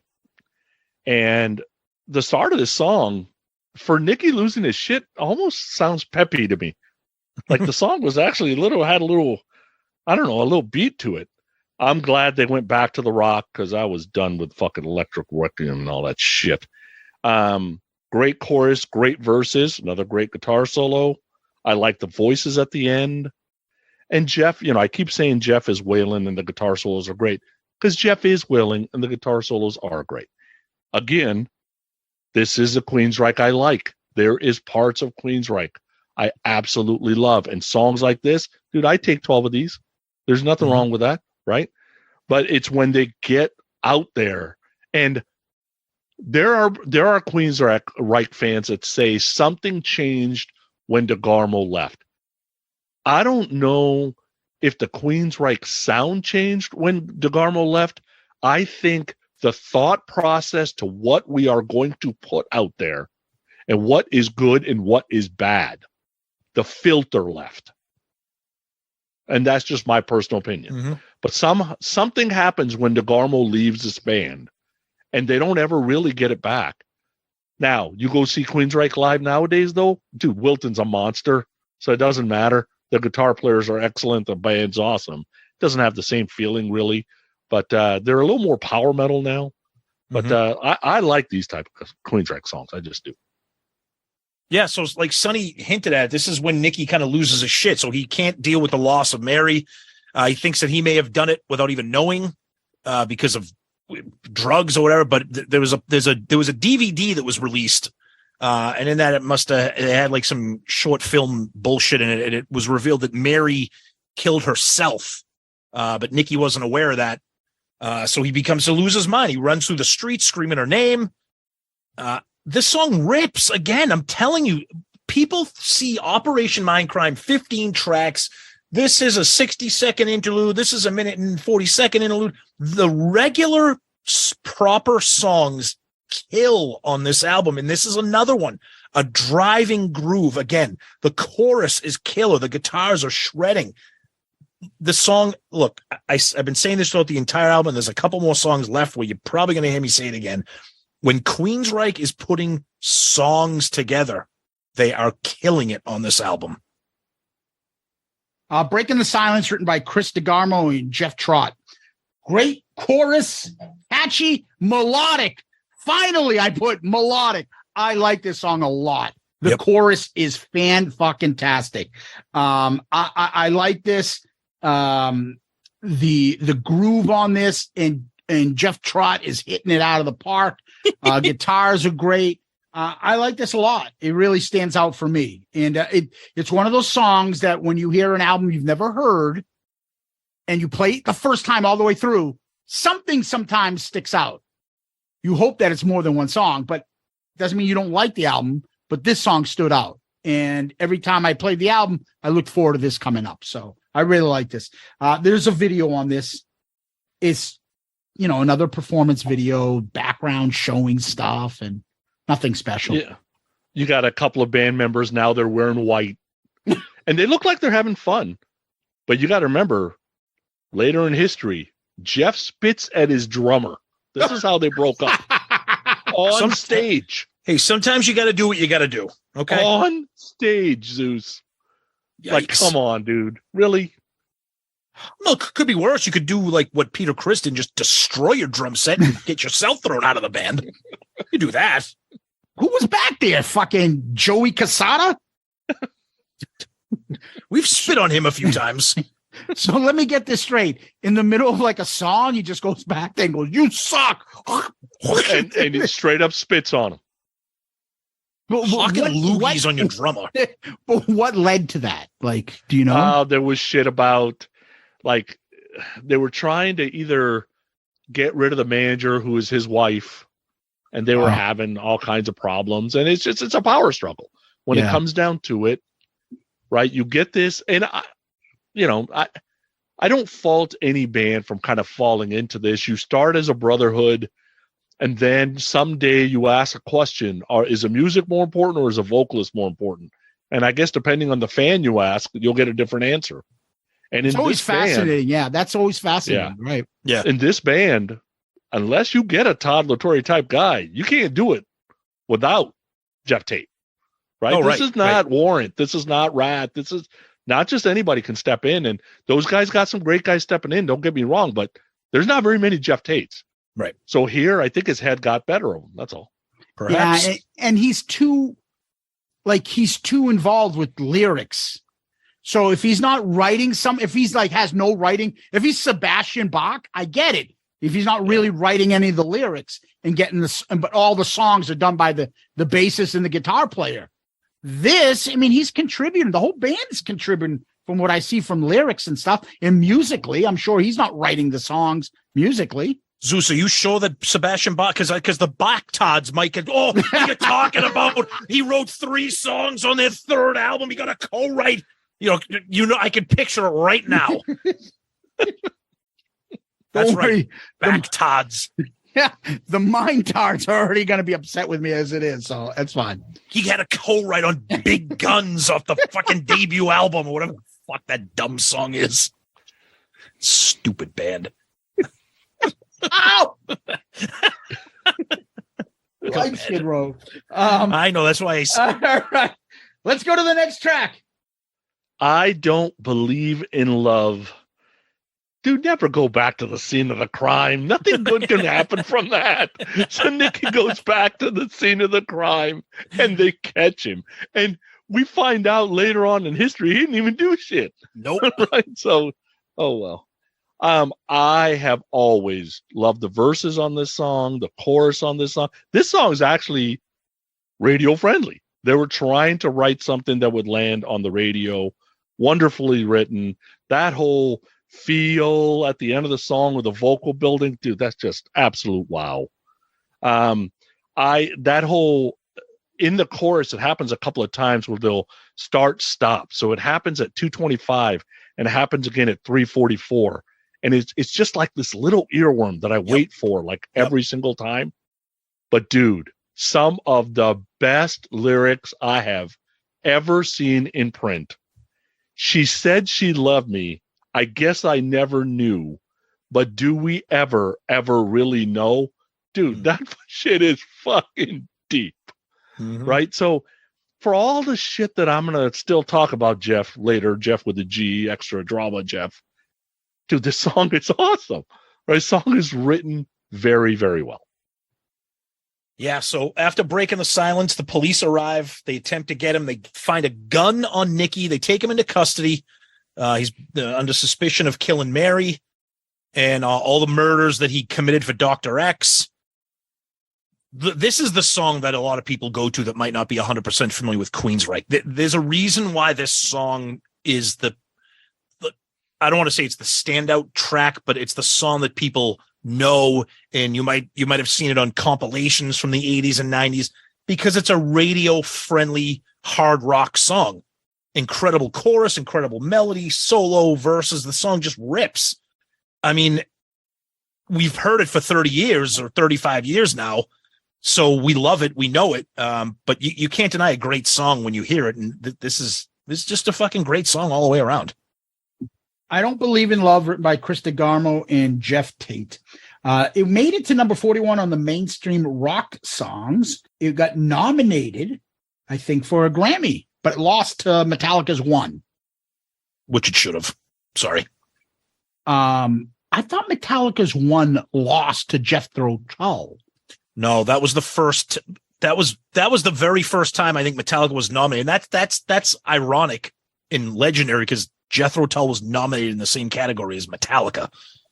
Yeah. I think that was rock or metal performance or rock. Okay, so it's not for the songs. Then. Different. Okay. It was different category. Yeah, different category. So this is the song that I remember from Queensryche. This is the video that I remember. So I know this song. Okay, it's a good song. I think it's continuing a nice trend following Breaking the Silence. I think the chorus is excellent. Geoff Tate's got a great voice. I can't deny it, and he's just a goofball. The video, there's Nikki, there's fucking who looks like a dime store fucking casata with a one earring. And he also looks like the fucking, who's that bozo, the Italian guy from NSYNC? That bozo. I am proud to say I don't know. Who's the Italian guy? He was in My Big Fat Greek Wedding. He does like a lot of game show stuff. Joey Fatone? Oh my God, Fatone. Yes, that's him. See, I used to laugh at that because if you look at the spelling of his last name is spelled Fat One. Yeah. And I'm like, your name ain't Fatone. Your name's Joey Fat One. That idiot. You can kill me for knowing that. It's okay. I'm more embarrassed about that than I am about Adam and the Ants, but that's okay. That's all right. Nice hairdo, Geoff Tate. That one is, and the wife beater's even better. It's fucking Flock of Seagulls hairdo. It's video clips of the story, Sister Mary, the priest, Nikki, words flashing. It's the continuing same kind of theme that we've been seeing with the band performing a performance video and stuff. So. Yeah. And the funny thing is, if you're watching MTV, and you don't know anything about this band or this album, you're like, what the fuck is going? Why are there words? What are you doing? What is this? Yeah. DeGarmo's got the Richie Sambora hat on. Oh yeah. He's got tassels on his fucking boots. That's Don Dawkins look from fucking In My Dreams. Hey, I get it. They don't want to be, he's got leather pants on. Dude, you're hair metal. Stop dressing that way if you don't want to be that. This song is the closest, like, especially 80s. You got I Don't Believe in Love. That's an MTV That's a Hair Nation song, unfortunately. Is that Believe in Love by the Scorpions? Oh, God. I like that song. Scorpions. Jesus, Don't do it. Jesus Christ. I can't do it. I know a little German. He's right over there. Hello, Klaus. You guys haven't heard Klaus live. He'll get in the mic. Like, I will never see the Scorpions live, ever. All I know is Klaus, there's no need for you to be in your fucking tighty whities at the end of No One Like You video. What the fuck was that? God, I forgot about that visual. Dude, we could definitely do a Scorpions albums. Oh, those I'm not albums picking like one. in the Fuck that. 80s. If that one of you people, one of you guys have to do it, or Fucking Patreon good. has to now, do that. you want to talk about a guitar duo. Fucking unbelievable. Those I've guys. said that all along. Musically, that band rips. If all their albums were instrumental, I would love them. Klaus is terrible. That's okay. Go ahead. Come on, rock me like a hurricane. No. All right, next track. Sonny's favorite. Waiting for 22. So I read two things. One, supposedly it's called Waiting for 22 because Nikki is 21 years old and he's waiting to be 22. Mhm. Okay, that's fucking stupid. That's dumb. Second, I read somewhere this is very Pink Floyd. I hate fucking Pink Floyd. Mhm. Right? That's 66 seconds of my life that I want back. You know what I could do in 66? I could do Mary in 66 You seconds. could jerk off Like I could twice. do a lot in 25 $65 bucks a fuck. Right? This is completely unnecessary. 100% waste of my time. Okay, fine. This is the part of the thing where Nikki's kind of suffering from almost a complete loss of his memory. And now he's put into a mental hospital. Look, it's a minute long. I like the music. I think the music sounds cool. I like how it goes right from I Don't Believe in Love. There's no break. If you're listening to this, in its entirety, it just seamlessly comes from I Don't Believe in Love. The music's cool. It's just a little interlude. It's you guys get yourself. I mean, I get bunged up about dumb shit. You guys really get upset over these little musical interlude things. You guys. All right, Sonny. Because it's dumb shit. It's just a nice It's little a waste of my time. What do you mean, you people?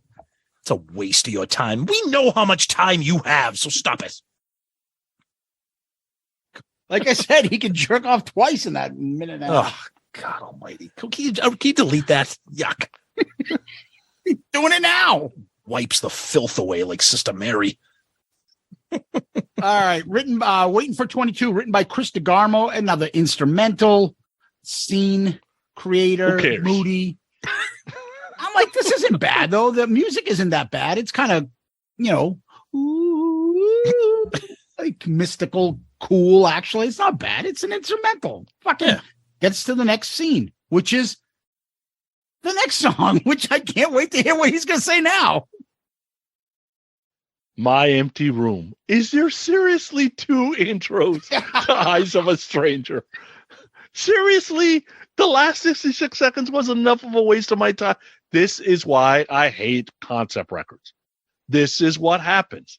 They force you into stupid shit because you got to keep the story going, and you can't just do 10 simple songs in 50 simple minutes. Period. Waste of time. You don't care about Mary, do you? You don't care. You don't care about Nikki. I don't care. I don't care. Just not Gina, not Tito. I don't care about anybody. Now, I will say this. If you're going to have a little interlude thing with lyrics, just shit or get off the pot. Make it a fucking full-length song, because at least Waiting for 22 is just a 60-second little instrumental. It's kind of cool. This is like, well, I wanted it to be a song, so I'm going to write lyrics, but I don't care enough to make it a full-fledged song. So this is kind of more annoying to me than anything.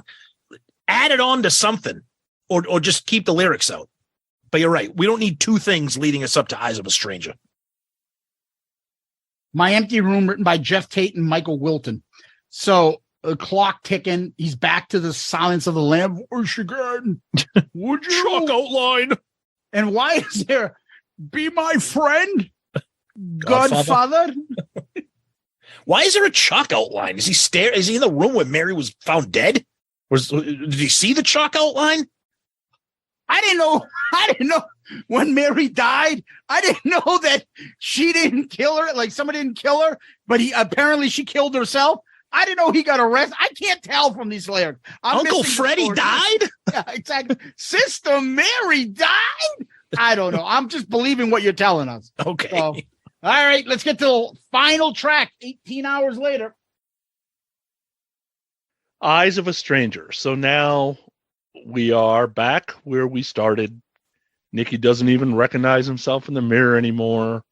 Oh my God, who have I become, basically? And we're still looking for Dr. David, Dr. Blair, and Dr. Hamilton for some reason. I get it. The needle lies and the mirror doesn't. Thank you. This song, until it gets 2 minutes in, is completely meh to me. Like that first 2 minutes, I absolutely don't need. Then the song gets pretty good because I like the chorus and I like the guitar solo, like that whole start-stop thing they're doing like at 4:15 in. But then the last minute and a half is a complete waste of time. Why? Because we must have a concept record. That's why. Because we must have a skull in our hand when we're singing, because that's how you get musical theater.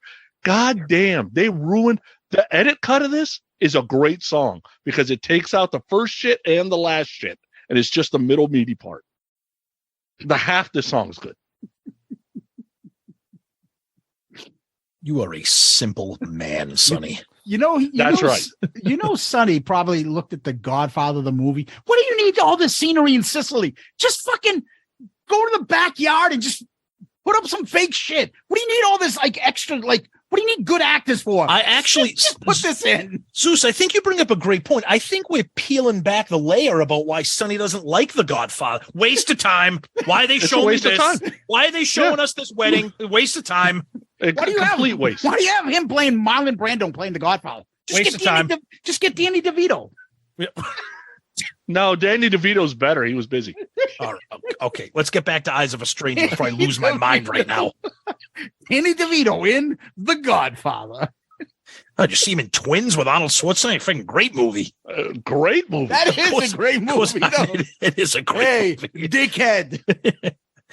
Anyways, Eyes of a Stranger, like Sonny said, I love how the whole thing wraps around. You're back where we started. He's wondering what the hell happened to his life. The mirror never lies. He can't look at himself. Popular song, it's not I Don't Believe in Love, but this is a go-to track off this album for a lot of people.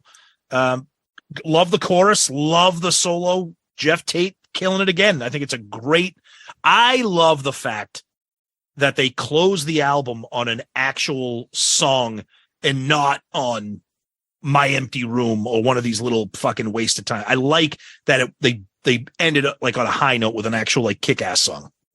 Well, why did they steal the guitar melody from an Iron Maiden song then? I don't know. It's okay. So for all you super duper Operation Mindcrime fans, might want to go listen to Caught Somewhere in Time and then listen to this because it's the same guitar melody. Yes, it is. See, the reason, I believe you. The reason I don't know that is because Iron Maiden and that album is not good. Oh my God. That's right, people. I have shit on Skid Row, Scorpions, and Iron Maiden in this episode. Write it down. And also, now that I'm thinking about it, Pauly Shore could have played Sonny Corleone, couldn't he have? A lot cheaper, right? He'd be better. Encino Man. Jury duty. Jury foreman. Sonny likes In the Army now. Awesome movie. Son-in-law. The Godfather, starring Danny DeVito and Pauly Shore. Eyes of a Stranger, written by Chris DeGarmo and Jeff Trott, comes back again for this one.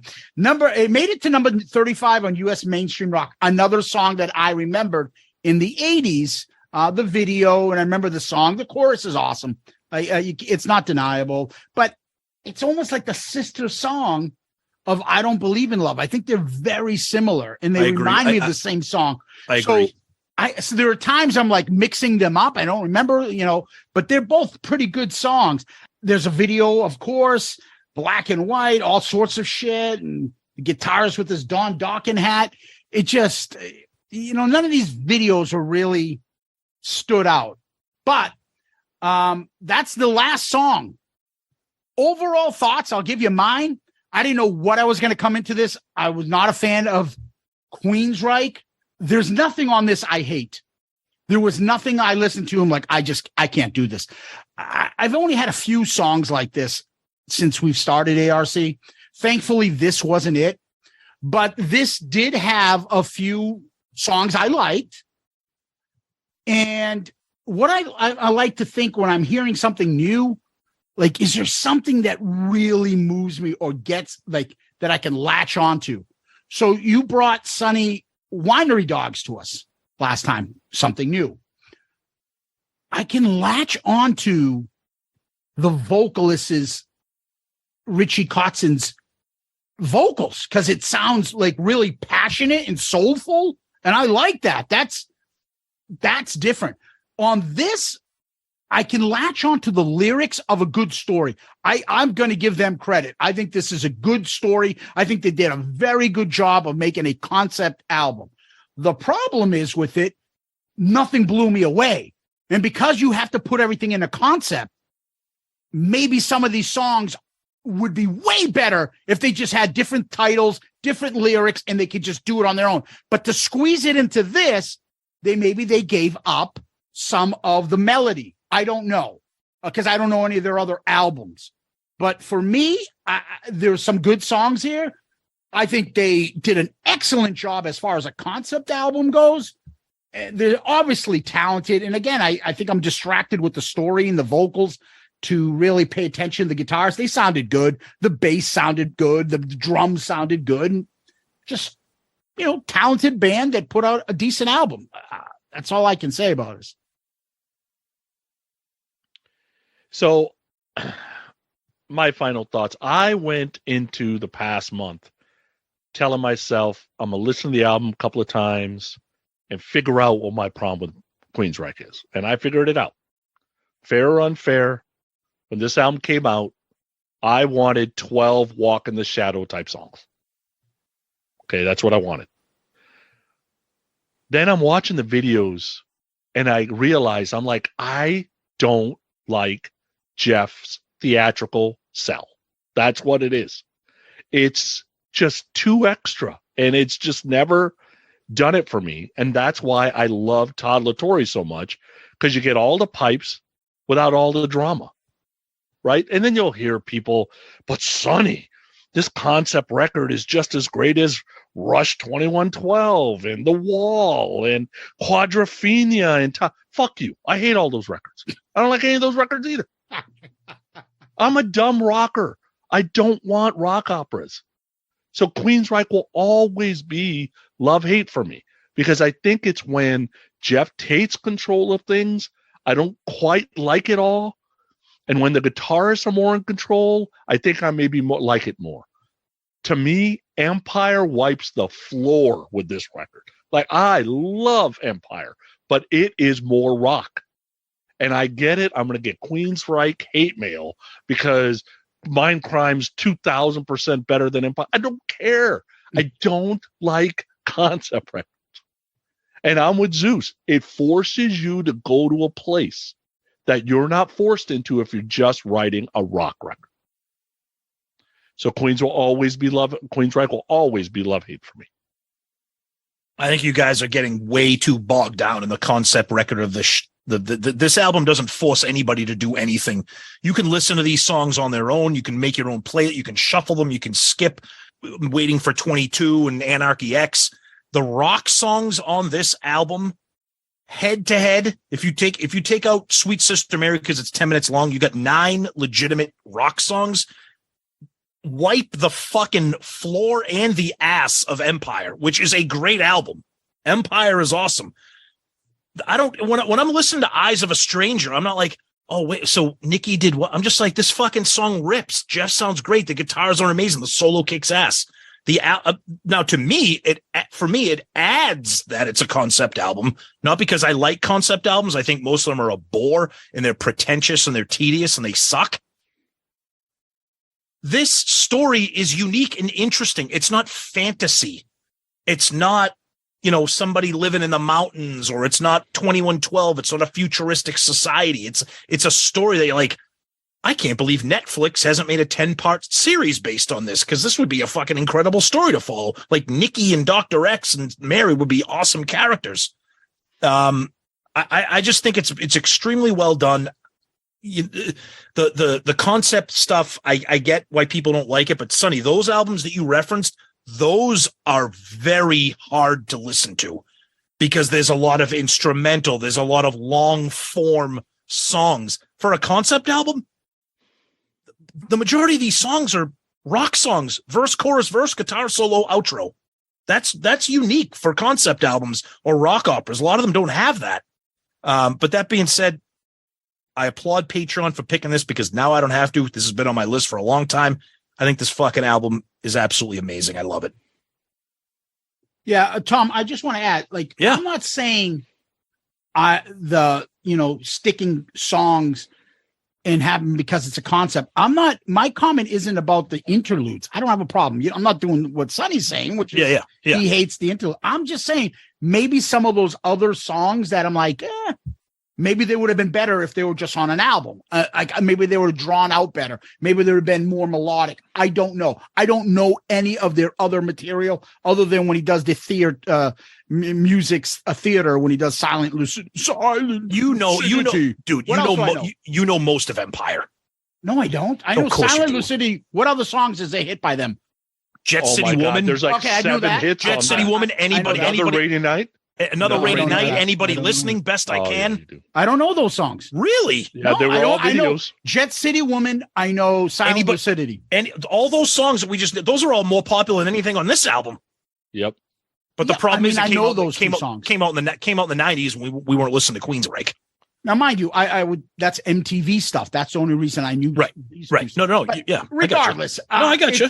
The Mindtards going to have their own fucking way of looking at it, whether they agree with us or they don't. Mindtard right here. Okay. Yep. Perfect. So, who wants to go first? Song rankings. Sonny? Sure.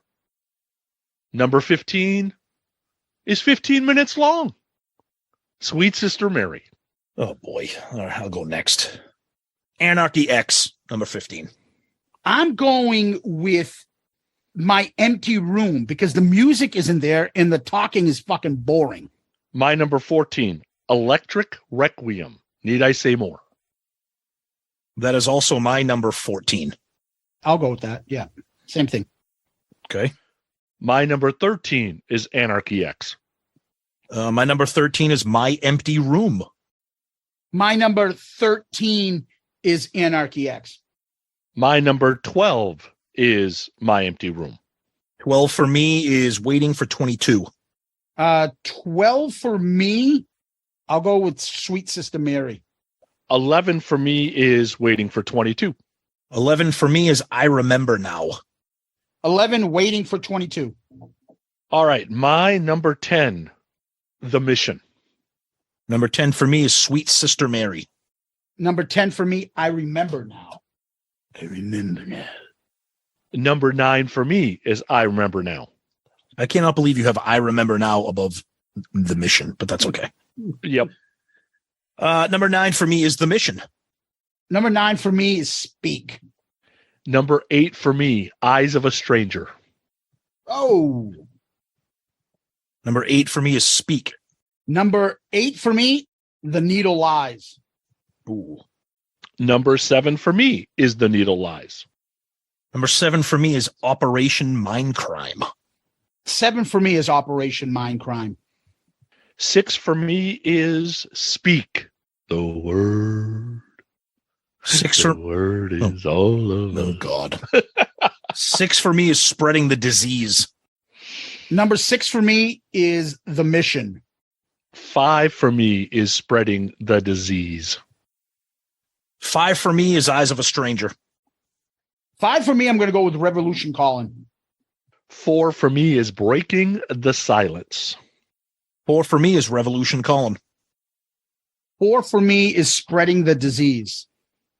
3 for me is Revolution Calling. 3 for me is Breaking the Silence. I mean, this is a coin toss for me. The next 3, honestly. Yeah. Yep. I don't know what song's better, Eyes of a Stranger or I Don't Believe in Love. I'll go with I Don't Believe in Love as number 3. 2 for me is Operation Mindcrime. 2 for me is The Needle Lies. 2 for me is Eyes of a Stranger. That makes my number 1, I Don't Believe in Love. That is also my number 1. I put Breaking the Silence as number 1. I wanted to put something different. Honestly, between my top 3, I could flip a coin. I agree. Yeah, almost the top 8 for me is a coin flip. Yeah, some of those songs are very similar in the chorus and stuff, and they're good. Yep. All right, Sonny, what do we got? All right, so we got a tie for 4th. The tie for 4th was Eyes of a Stranger and Spreading the Disease. Number 3, we had Revolution Calling. 2 was Breaking the Silence. 1 was I Don't Believe in Love. Cool. Wow. All right. Nice. Now we're going to rate the album cover. Okay, so we're going to do album covers. Tom, you want to read your top 5? Yeah, so if you're interested in all the albums that we've done, you can visit our website, shoutoutloudcast.com, and go to the album review crew link to see everything we've done. My top 5 album covers: number 5, Highway to Hell; number 4, Moving Pictures; number 3, Rage Against the Machine; number 2, Blizzard of Oz; number 1, Purple Rain. Operation Mindcrime. There's a lot going on here. It's not that it's not cool. It's okay. I'm going to put this at number 15, right above the Winery Dogs and right below Pearl Jam 10. Sonny. All right, my top 5 album covers: 5, Moving Pictures; 4, Rage Against the Machine; 3, Come and Get It; 2, Slide It In; 1, Piece of Mind. I am putting this at number 25, below the Bat and on top of the Winery Dogs. There you go. All right. Number 5 for me is Slide It In; 4, Piece of Mind; 3, Appetiti; 2, Blizzard of Oz; 1, Hotel California. I am putting this at 22, below Shout at the Devil and above Restrained 2. Cool. All right. Let's go to album rankings. All right. My top 5: number 5, Pearl Jam 10; number 4, Rage Against the Machine; number 3, Shout at the Devil; number 2, Purple Rain; number 1, Moving Pictures. I think Operation Mindcrime is a fucking masterpiece. I love the album. I'll tell you right now, it has been a long time since I listened to this start to finish in its entirety, getting the feel of the story. Most of the time, stuff pops up on shuffle or a playlist, and you hear the songs here and there. This album is the thing I love about ARC is it kind of, you spend so much time with an album that you think you know, and you're like, fuck, man, this album is this much better than I thought it was going to be. And for that, it's going at number 7 for me. It's going right below Tesla and right above. It's going right below Tesla Mechanical Resonance and right above REM Automatic for the People. Wow. Yep. All right, Sonny. All right, my top 5 albums right now: 5, Appetite for Destruction; 4, Slide It In; 3, Hailstorm; 2, Purple Rain; 1, Black Tiger. So I think everybody's at the computer right now. You can start sending your emails, because I am ranking this thing at number 32. It is below Detonator. It is below Detonator. So what does that mean? You don't even got to look it up. I'm going to tell you. That means look what the cat dragged in. Bad English, Heat 2, Winger are all better than this fucking album. There is no time in my life where I would drop the needle on this album and just leave it. Couldn't do it, because I'd have to get up 8 times to change the fucking song that's playing. Number 32, That's what it deserves. This is why I love this show, because it gives us a vehicle to let everybody out there know how horrendous Sonny's musical takes are. Bring it. It is a public service that we are providing for you, that without ARC, none of you would know how terrible his music opinions are. So you can thank us.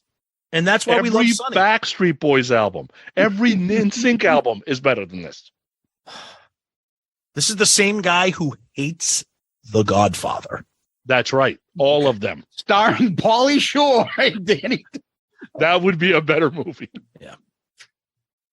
All right. Top 5 for me. Appetiti. 4 is Pyromania. 3, Blizzard of Oz. Hotel California. Number 1, Automatic for the People. Tom, you don't like me anymore. Me anymore. No, I know you dummies aren't smart enough to like a Queensryche album or a Rush album, so that's okay. Every time I see Hailstorm at 31, I want to punch myself. Oh, we're gonna do it. We're gonna have an episode where we get a couple mulligans and redo the rankings. I like this album. It's not bad. But maybe through repetition and the ARC shuffle list, when I listen to stuff grows on me. And maybe because it's new, this album will grow on me. Simple as that. But for now, I'm with Sonny. I'm at 32. I love it. This is why I love ARC. It's amazing. I love this. This is I wish we could do this every week instead of once a month. I love it. I love it. I just look, for me, Hailstorm is a better album. I still can't believe Bad English is there, but it's better than Heat and Odyssey and OU812. And look what the Cat dragged in Winger and Moving Pictures. The two of you need to wipe the filth away after this one. God almighty. With that being said, next time is Tom's pick. Oh, yeah. We'll see what that brings. This is my favorite part of the show when it ends and Tom tells us what he's picking. It's not over yet. We got to do Rock Hard. It's coming up on my favorite part of the show where Tom will tell us what his album will be. But before we do that, we got to do this. All right, I'll tell you what makes me rock hard. Sister Mary? Viagra. I have a bunch of stuff I want to talk about, but I saw a documentary last night because I was caught up with all my shit on my TV DVR. So I went to Netflix and I caught this documentary, and it's called Traveling Band Creedence Clearwater Revival. Oh, nice. And it's all about their performance at the Royal Albert Hall show, which is famous for any band playing there anytime they do it. So they had this album out years ago, Creedence, and they just now did a documentary about it. Obviously, everybody's heard in the news that John Fogerty's got his music back, so it's getting a lot of press about the old CCR stuff. So the documentary is narrated by Jeff Bridges. It gives a little historical, VH1 behind the music, showing you how the band got started, getting them to 1970 to play at Albert Hall, which they have some behind the scene footage, them touring Europe, interviews with the band from the 1970 Europe tour that they were doing. And in addition to that, they then plop in the fucking actual concert. Now, I have always loved CCR. There are watching him live perform, I can't tell you how even more impressed I am with John Fogerty's guitar playing, which is fucking sane. First of all, if you ever want to see things about musicians or documentaries, anything done on CCR is incredible, because John Fogerty is like Gene Simmons, fucking Don Henley, Glenn Frey, every fucking alpha male musician all put in one.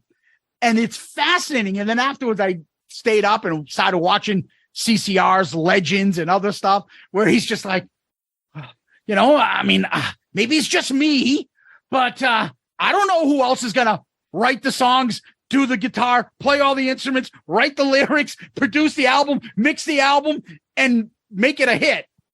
Like, I don't know. Maybe it's just me, but I don't know who else is talented enough. And like the other band members must be like, dude, what the fuck? But I will tell you, the band in that concert rocked. They were solid as hell. He used to make them like a Nazi fucking constantly practice. They were great musicians. The music is so like CCR's music, to me, is so incredible. The fact that he's from San Francisco and he never grew up in the bayou, he didn't grow up in New Orleans, he didn't grow up in the swamplands, and that's all you associate him with, is insane. He's just a great storyteller. And his music has got every bit of soul, blues, R&B, old school rock and roll, country. It's got everything. And he's always been one of my favorite peoples. He's fascinating in music. I think John Fogerty is one of the musical geniuses of the 20th century. Listen to Tombstone Shadow, that song, if anything, from that concert video. And he's singing it with his heart out. It's a huge blues song. But the fucking slide guitar is something that I'm like, holy shit, incredible. Tombstone Shadow sticks out, but the rest of the songs are on there. Fortunate Son, Traveling Band, Bad Moon Rising, Born on the Bayou. John Fogerty is a musical genius, and we will probably do a CCR album some point, much to the chagrin of most of our listeners, but fuck them. So I watched Traveling Band, Creedence Clearwater Revival's new documentary. It's on Netflix, narrated by Jeff Bridges, and the build up to their concert to the Royal Albert Hall thing. And what they do also, too, is talk about how for like, mind you, they were only big for 4 years and they broke up, but it was right when they went to Royal Albert, is right when the Beatles broke up. And they were considered the greatest American band at that point because he just fucking released like 3 albums in a year and 3 of them went to #1, and he's just incredible. So anyways, as you can tell from my voice, how excited I am because it was just incredible. And now I'm down a Creedence John Fogerty rabbit hole. Been listening to him the last few days. Awesome. Cool. Sonny. All right. So my rock card is going to sound more like a commercial, but I'm going to go with it. Guys, if you have not done this online sportsbook casino thing, I use the app DraftKings Sportsbook and Casino. Not legal in Massachusetts. Ohio just not yet. It will be gambling. Though. Yeah. It will be. It's legal for Ohio me. just legalized gambling in January. The app is awesome. They give you all kinds of promos to get started, so you can safely use the app without like using a bunch of your own money. If you've ever bet money at a sports book, at a real sports book, the app is super easy to use. I've had a bunch of money on the Super Bowl. Some did well. I will tell you, it's almost too easy to bet, so you got to kind of know your limits because these apps, man, they make it really fast for you to put a lot of money down, and they don't ask you if you're sure or not. Just like at the sports book, they don't ask you if you're sure or not. Oh, no. And I get it, not all states have legalized it yet, but there's too many tax dollars going to states in the neighboring area that sooner or later, every state will be forced into legalized gambling. Because right now, California is still hanging on, and they're losing a bunch of money to Nevada because of it. Ohio was hanging on. Indiana and Kentucky had already legalized it. So everybody was just going to those 2 states to make all the bets. And it's just dumb to give up the tax dollars. So there's a bunch of gambling, casino, sportsbook type things that you can do. But if you're stuck in, all that stuff's offshore, it's done in the Bahamas, those days are over. That's 20 years ago. Now it's all legalized in the states. So when your state legalizes it and you use one of these apps, it's actually safe versus you're sending your money offshore and doing something that's a little gray. Mm-hmm. Dude, you make a bet on how many sacks or how many passing yards, or like you're in the whole game at that point. You're praying to God a pass gets thrown. And you can bet in the middle of active games. While a game is going on, you can bet. Sonny, I downloaded it yesterday without having you say anything. I downloaded it yesterday because they keep telling you that it's coming in Massachusetts. It will be legal. And the hockey bets that I saw are the most it's dude, insane. I'm so nervous for myself. This guy will have one hit in this period. This guy will have 2.5 shots. That's right. You're like, dude, these are fucking layups. I can do this. I can do this. Yeah, and I'm like, this is why I don't want to gamble. And I'm nervous about putting it on my phone. The first bet I made on it was a promo bet that Joe Burrow will throw for 1 yard. Yeah, They I remember allowed that. you to bet $50 on that. And that's how they suck you in. Yep. How the fuck do you, what? Yep. Yeah. Because they know That's you're how not going they to suck stop. you in. Because they know you're not going to stop. They want you to try the app. Yep. So why don't you just put $1,000 on there? 10,000. They max it out at $50. Oh, So it's basically like giving you $100. Yeah. Right. Basically, but they're here you doing it a trickier way. Right. But so it's still gambling. There's no doubt about that. But man, when the Eagles were trying to come back, if Mahomes would have threw a pick six, dude, I would have flew to Massachusetts and we would have partied like there was no tomorrow because I had a bet on that pick six, baby. If that would have happened, oh my God, I'd have made so much money. Yep. dude, they had something yesterday at the Bruins game. The guy, hockey, I know a lot of you guys may not know, but Jake DeBrusk just got back. There was a thing, they talked about it on Ness and Tom, and they were like, oh, there's a parting bet. If Jake DeBrusk will be the first one to score a goal, picking the first goal scorer is always hard. And since it's his first game, if you put you'd win like 1,000. Boom. 5 minutes into the game, he scored the first goal. I'm like, how many people fucking just bet that? Yep. And some of those bets pay 190 to 1. Yeah. That's why I'm like, holy fuck. They just said that. That could have been you. Yeah, exactly. That's why I'm nervous. But that's awesome, Sonny. Yeah. All right. So for me, I'm a little late to the party here. So I caught up, and since the last ARC episode, I had never seen, and I don't know how this ever happened to me because the first one came out in 1996. I had never seen a Mission Impossible movie. I don't know how. God. I don't know how. I've seen one. I have watched all of them. I'm all caught up. I'm ready for Dead Reckoning Part 1 that comes out a week before my birthday this July.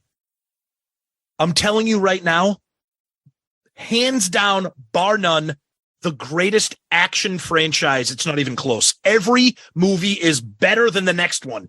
Tom Cruise is incredible.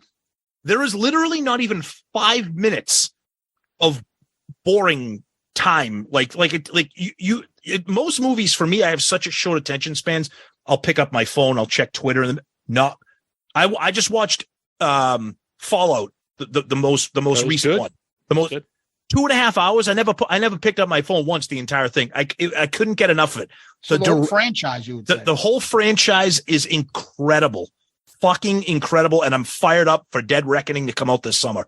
Mission Impossible franchise, all the movies, they're all on the Paramount Plus streaming service. So I'm sure you've checked them out, but if you haven't, and you're an action geek like me, and I love Tom Cruise, incredible. Nice. Yes. Sonny, where can we find you, brother? I'm easy. I'm on Twitter, Facebook, grownuprock.com. I'm out there. Come check me out. Yo, check us out. Yeah, so for us, if this is your first time hearing us, we are a all Kiss podcast that drops Kiss-related episodes every Saturday. Then once a month, we do these album review crew episodes with Sonny. We also have another little side cast called Dome Damage. Those episodes drop sometimes on Wednesdays, depends on what we're doing. Those are just little fun side episodes, but you can check us out at our website, shoutitoutloudcast.com. Everything's there, all the information, and our email. shoutitoutloudcast@gmail.com, and all the social media, Twitter, Facebook, Instagram, YouTube, all very active on there. So we're easy to find. Yeah. So what we like to do is end on famous last words. Do you got any? Mary, Mary, just a whore for the underground. They made you pay in guilt for your salvation. Thought you had them fooled. Now they've sent me for you. You whore. Yeah, you're gonna do a Dice movie. Hey, you whore. Mary. What does he say, Sonny? I know you know this. Oh, I know that. But this is a family show. Is it? She made a difference.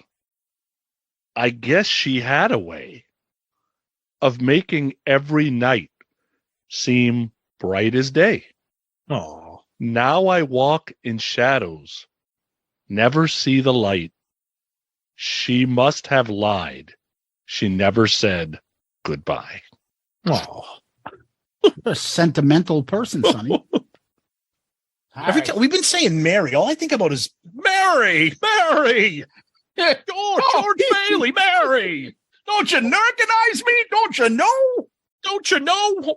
Wipe the filth off your chin, Mary. Go a little down, Mary. Let me guess. Sonny probably hates that masterpiece of a movie too. What movie is that? It's a wonderful life. Yeah, I don't like that movie. Oh, He doesn't. That's like 1946, right? I believe. So you can't like it. I hate this movie, but I know the year it was released. Yeah. It was a trivia question I did one time. That's Oh, why. okay. There you go. Go ahead. Gotcha. I remember now. I remember how it started. I can't remember yesterday. I just remember doing what they told me. Told me. Very good. Very good. What a way to end. Sonny. You can't remember because that shit's not over yet. Sweet Sister Mary's still fucking playing. All right. Look. That's why you can't remember shit. Go put on fucking Bad English Live in Guadalajara, or whatever the fuck that album is. That was number one in Guadalajara. That was pretty good. Yeah. Sonny. Fucking Tom. bad English box set. Mind Tards. Kiss Army. Loud Tards. I don't know. Everybody. Thank Jeff you. Trot Tards. Jeff Trot. Sonny, love you, buddy. Always a good time. These episodes are always a blast, especially when somebody hates the album. Always a great time. Jeff, I want you to rewind this. Trot, I didn't say none bad about you. But if you need to sell anything, I'm available. I can sell all your shit for $30 a piece. Easy. $25 a fuck, Jeff. That's all it takes. $5 a fuck. That's all it takes. Jeff Trotsky, we'll see you, brother. Peace out, Girl Scout. He said Uncle Freddie died. Uncle Freddie died? Oh, my goodness.